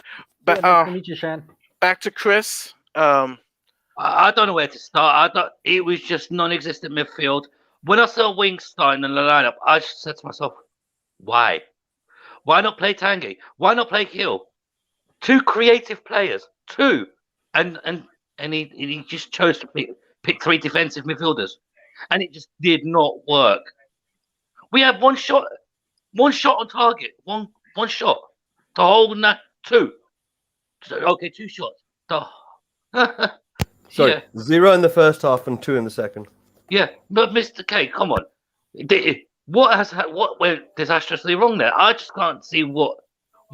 There was nothing creative in the first half. I turned it off after the 40th minute because I couldn't watch the end of the first half. I just had enough. I just switched off. Watched up till when we went 2-0 down, and it was enough for me. I just couldn't watch anymore. It was too I painful turned it to watch. off. I think I turned it off after the 86th minute. I couldn't watch it anymore. It was just too painful to watch. Ben Davis comes on. 3 disasters, one after the other. He should not be nowhere near the team. He should not be. No. He should have been sold in the summer. United again. Lingard scored. Sorry. Chris, I thought you were going to come on here and make us all feel better. Do you know what, Scott? Usually it's Mr. K that's supposed to do that, and he's been angry as ever. Scott, normally I would make everybody laugh and make jokes out of it.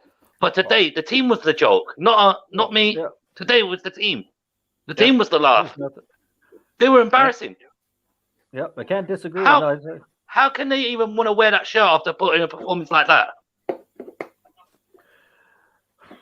You know, Mari, the more we're talking, and when I came on, I really agreed. And I don't want to, again, take away from Nuno. I think he made some mistakes, but just listening to everybody would say, why is Winks out there? Davey shouldn't be close to the team, but that's because that's the only options because we didn't bring in proper players in the summer.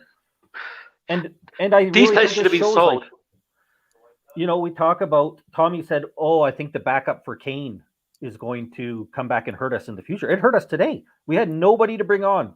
Kane, I think that it was because he had no service, but other people didn't think he looked great. But we couldn't take him off because we had no service or nobody to come on. Yeah. Nobody to come on, or nobody to help him, no one to play next to him, or no one.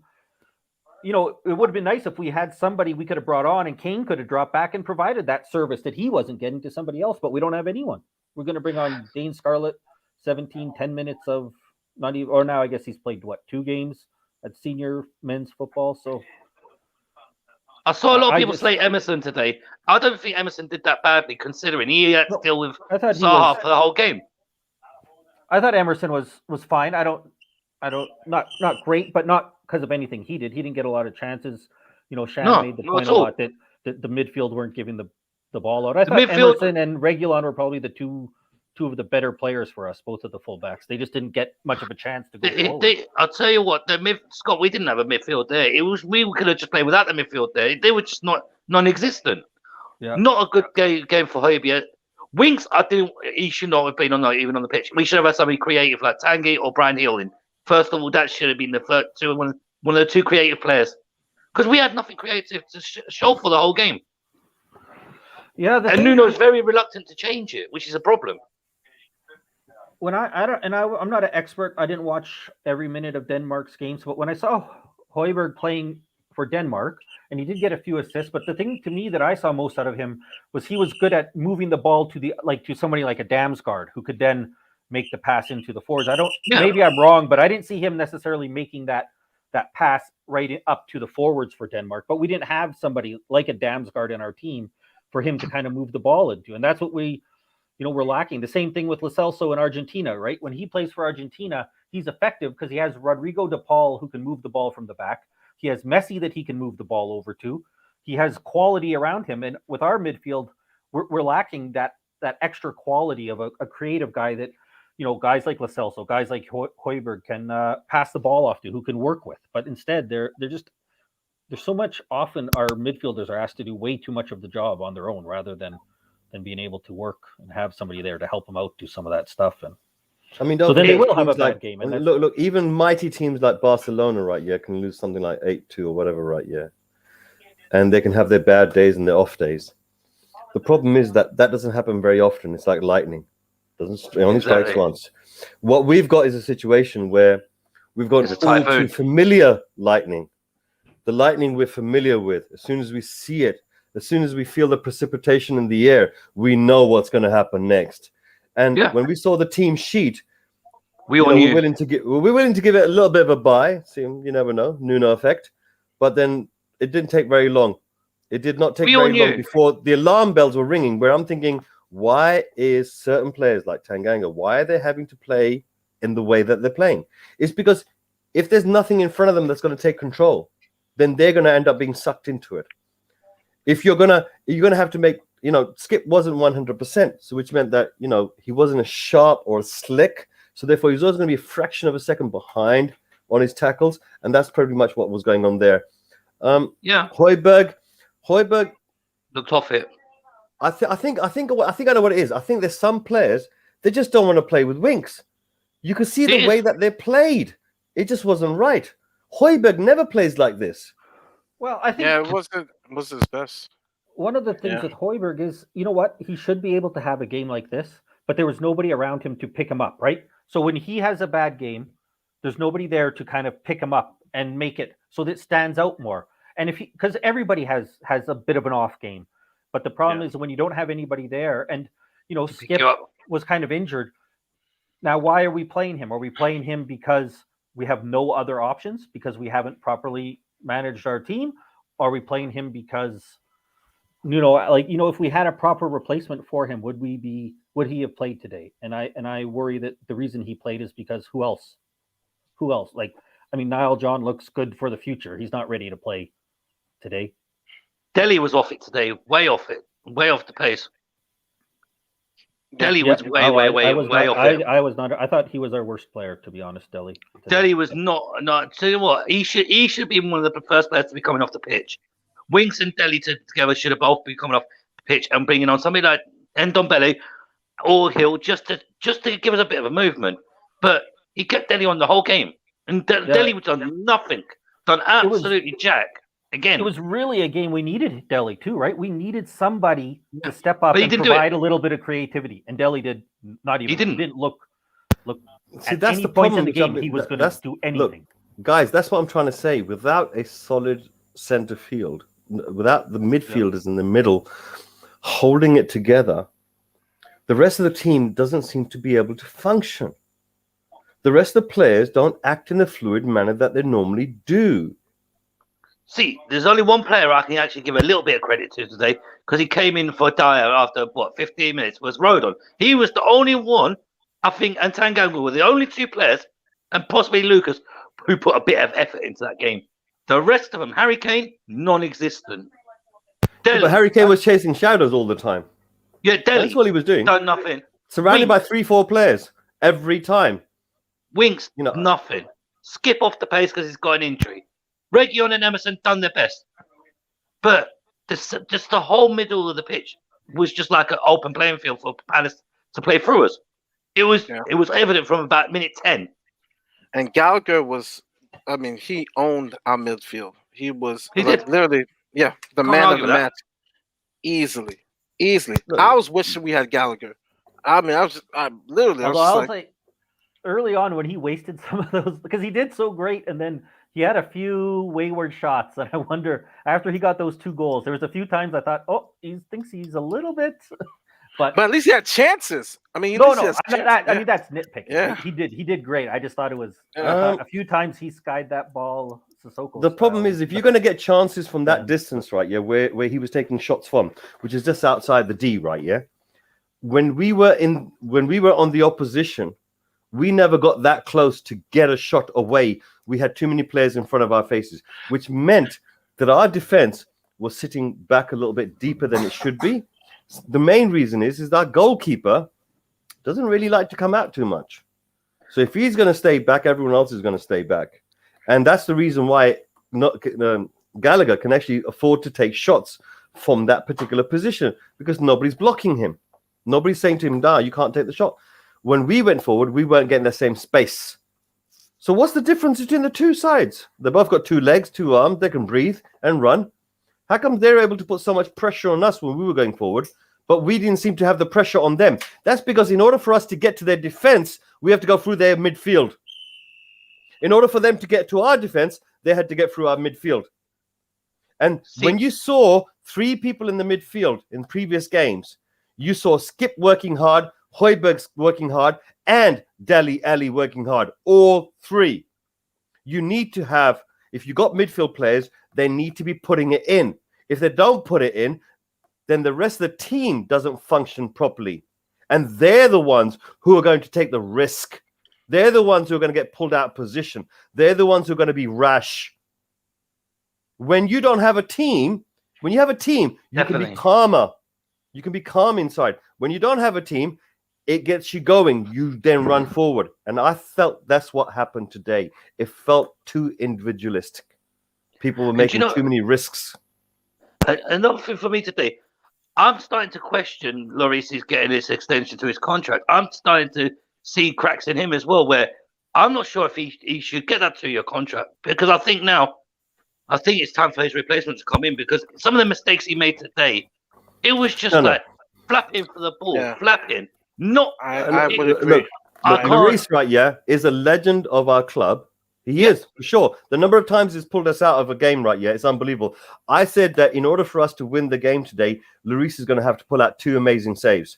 Well, he didn't, right? He didn't. No. The main problem right now is that every time, see, this is one of the problems which I have with Levy.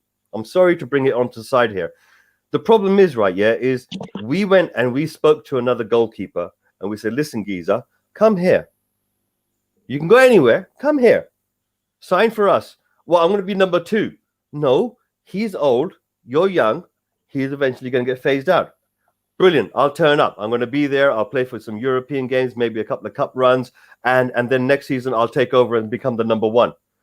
And then after he's done that, and the promises have been made, he's then come into the squad, felt like everything's all okay, dandy. And the next thing you know, behind their scenes, they go and offer Hugo Lloris an extended contract, right? When he's already gone past his prime. Exactly. We can all see that from the last 2 years, not this year, 2 years. Look, he's an amazing goalkeeper for his age. But those individual problems that he has, where he sticks too far back in the sticks, doesn't know how to rush out, they're eventually going to get more and more called out, because that's what the new breed of goalkeepers can do nowadays. They act as part of the playing field. Go on. But Mr. K, right now, for me, what I saw today from Lloris was he was so uncomfortable coming out just to catch the ball. He was flapping like a bird.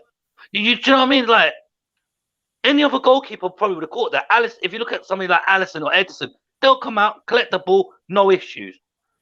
Lloris today, it was just like he just didn't look like he knew what he was wanting to actually do. He was unsure whether to kick the ball, to throw the ball, to catch the ball, to punch the ball. He just did not know what he was going to do. He looked confused. That's what I'm saying about our players. The ones that have a high degree of consistency, you know, like Højbjerg, even Skip, for example, and Lloris, right? Those players, I mean, it seems to me that if you put certain players in front of them, they seem to lose it, right? Davis is in front of him. Winks is in front of him. When those people are part of the team, the rest of the team do not feel as if they can take it any easy part. It's not easy anymore. It becomes harder for them. They have to put more into it. I didn't see the team collective today. And I know everyone's going to turn around and not notice the little things that I notice. I know that. I get it. And people might think I'm just bashing Winks for no reason. They see Davis making a few mistakes and they think, all right, maybe we understand why Mr. K is going to have a go at Davis. But the problem I see is something deeper than the professionalism of these players. I see something a lot more devious based within the players. And that stuff is something, it's a habit that's built into them.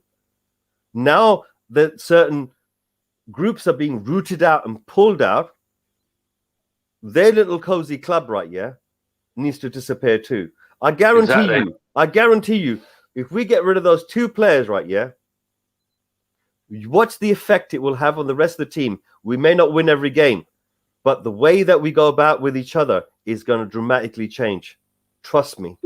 The one thing I've noticed every time Harry Winks starts a game, the team loses connection. It just loses it's like a short circuit in the middle of the pitch.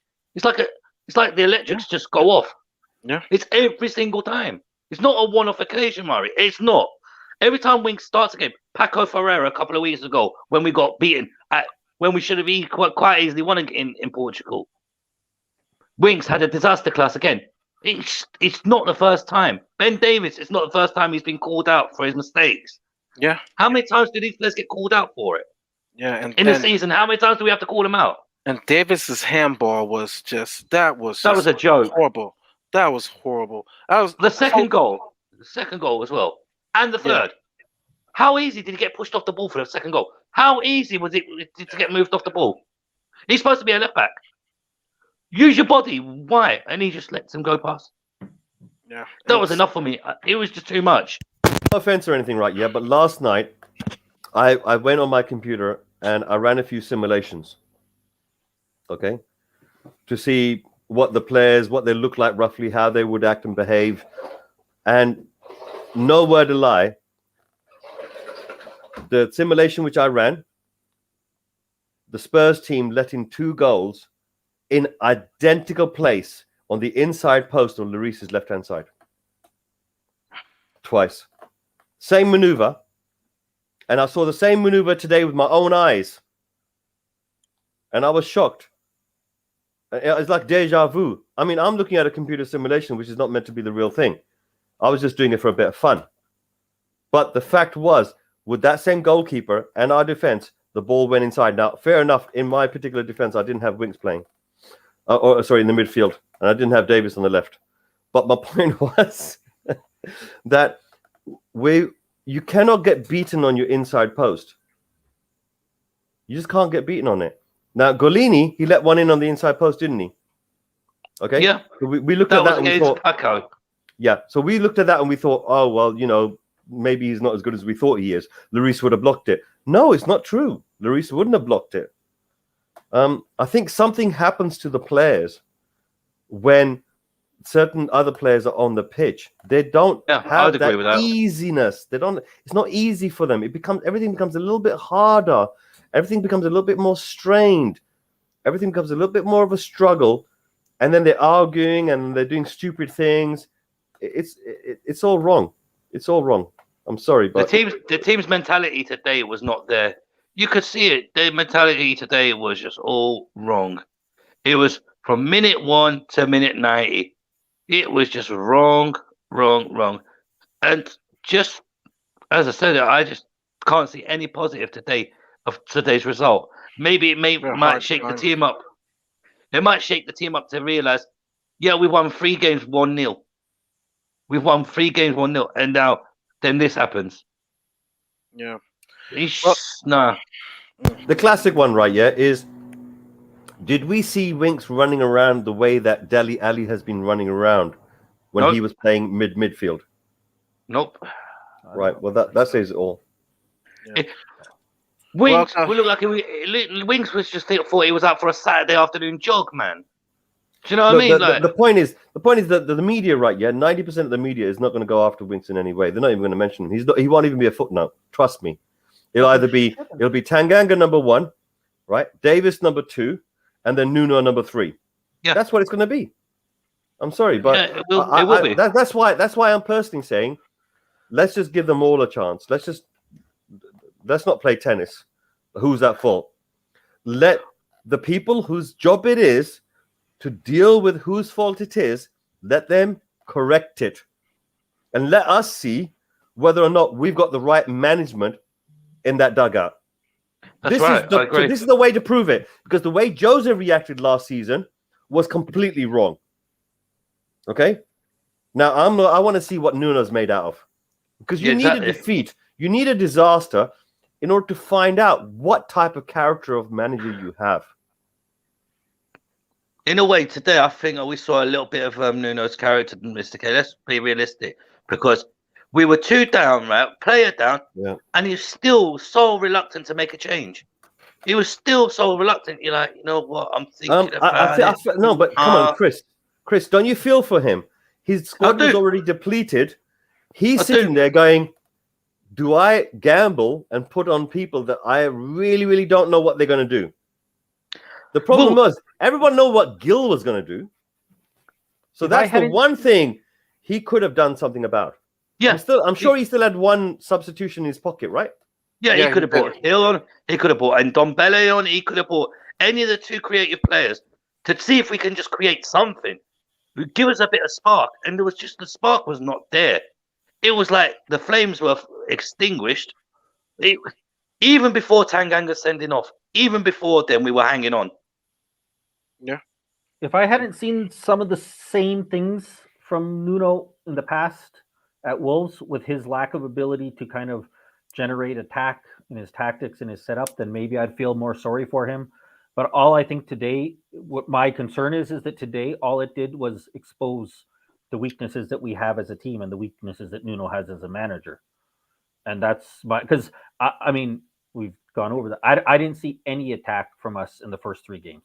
I know some people seem to think we did, and if we had our front three, and that we had some sort of counterattack ability, but I didn't see any kind of creativity. I didn't see any attack from us. We looked toothless in all the games, and that's my concern. Is that today just highlighted that lack of effect rather than it wasn't just because of the injuries and because of the lack of players.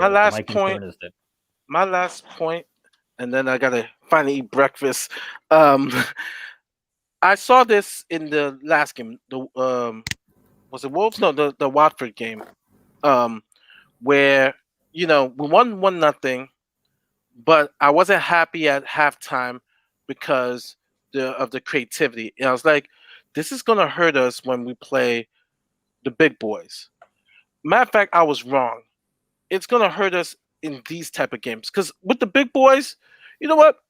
Granted, you're gonna play counter.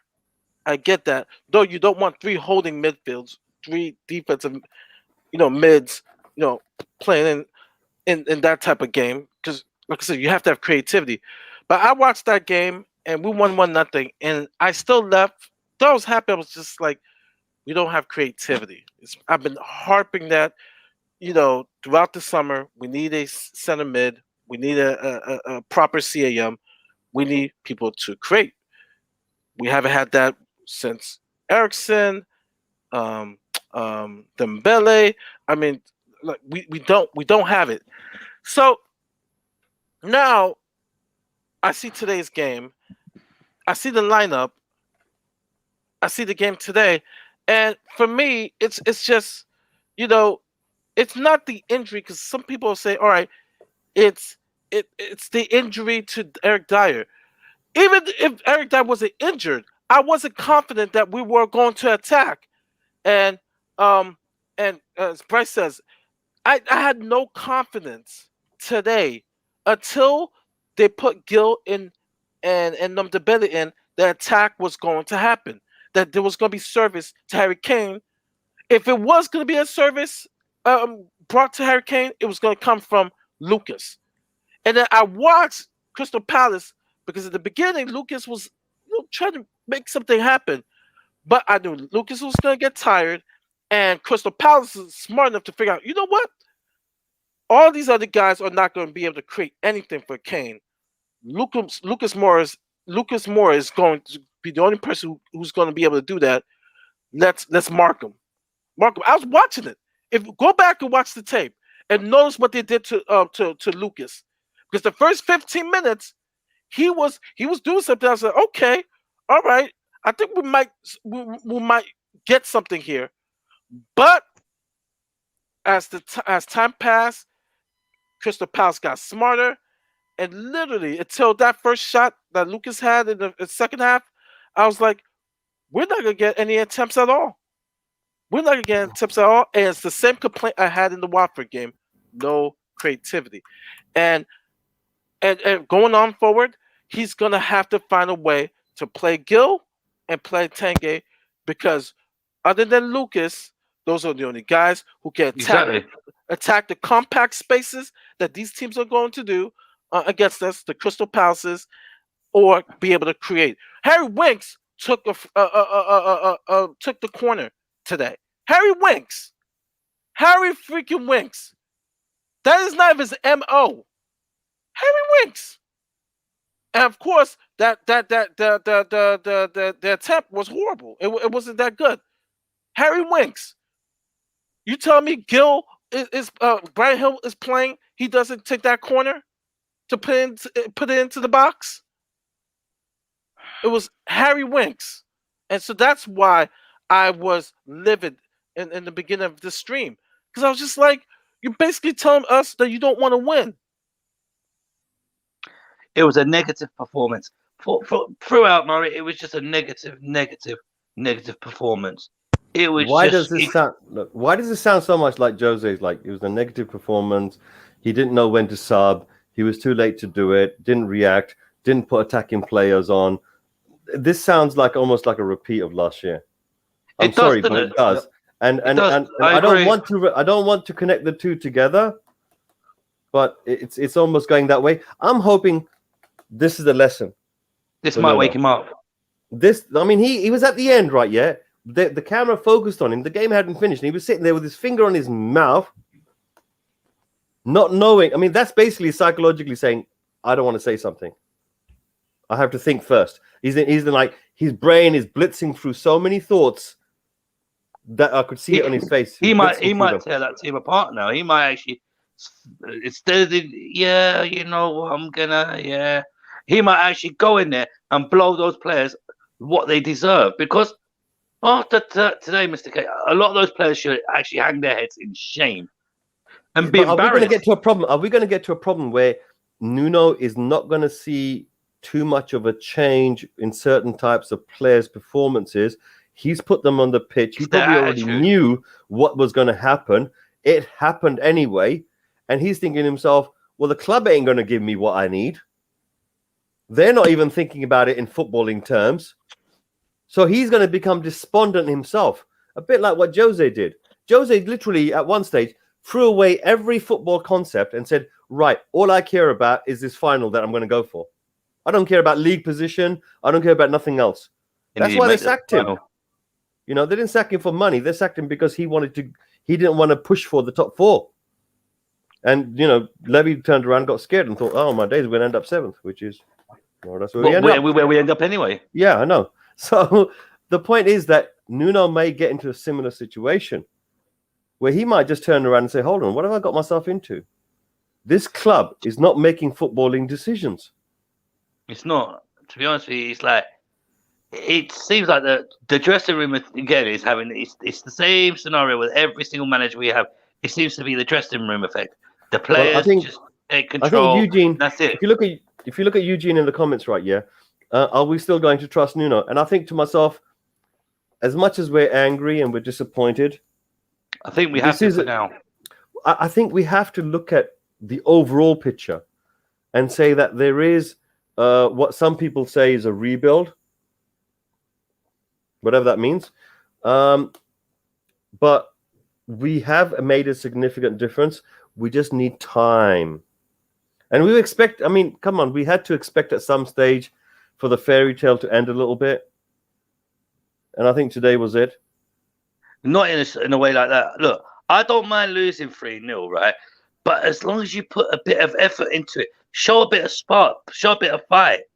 You don't want to lose. You don't want to lose 2-0, and you've only had 2 shots. Exactly. I'd rather lose and go down fighting. Just do something. Just show a bit of effort. Not just play like that way we did today. No, it was atrocious. It was atrocious. I think I've had my 2 pence on it. The only person left is Scott. Scott, give us your 2 pence because Mari looks knackered, man. His eyes are showing it already. He's probably on a late date last night, and you know. I'm starving. And I was looking at my phone too. It's an interesting time now, right? I think we got very excited after the first 3 games. We were up high as we should be, but and I'm kind of repeating what I said earlier. But now it's really interesting, right? We got some injuries. We have everything else is going on. Now we have a very tough game against Chelsea. We have an interesting game, I'll say, against Arsenal. No matter how shit they are, it's always an interesting game, right? And it could be crazy that in 2 weeks, 3 weeks from now, we're down in the dumps. And it's just, I don't know, I guess it just shows early on in the season how quick things we can go from top of the table in the international break. Everything's great. And now there's a lot of questions.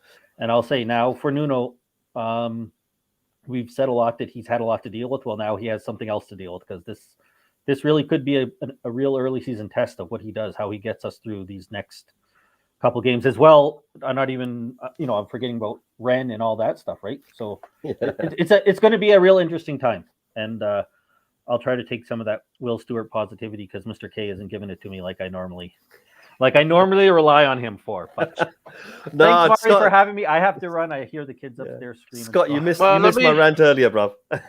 Let me close out. Thanks. Nice to see you, Chris. Let me close out, everybody. Thank you, Chris. Thank you, everybody who was on stream. On the stream, guys. Despite this loss, let's keep our heads up. Let's see what happens next with Ren on Thursday. And come on, you Spurs. Come on, you Spurs. Come on, you Spurs. Come on. All right. Come on.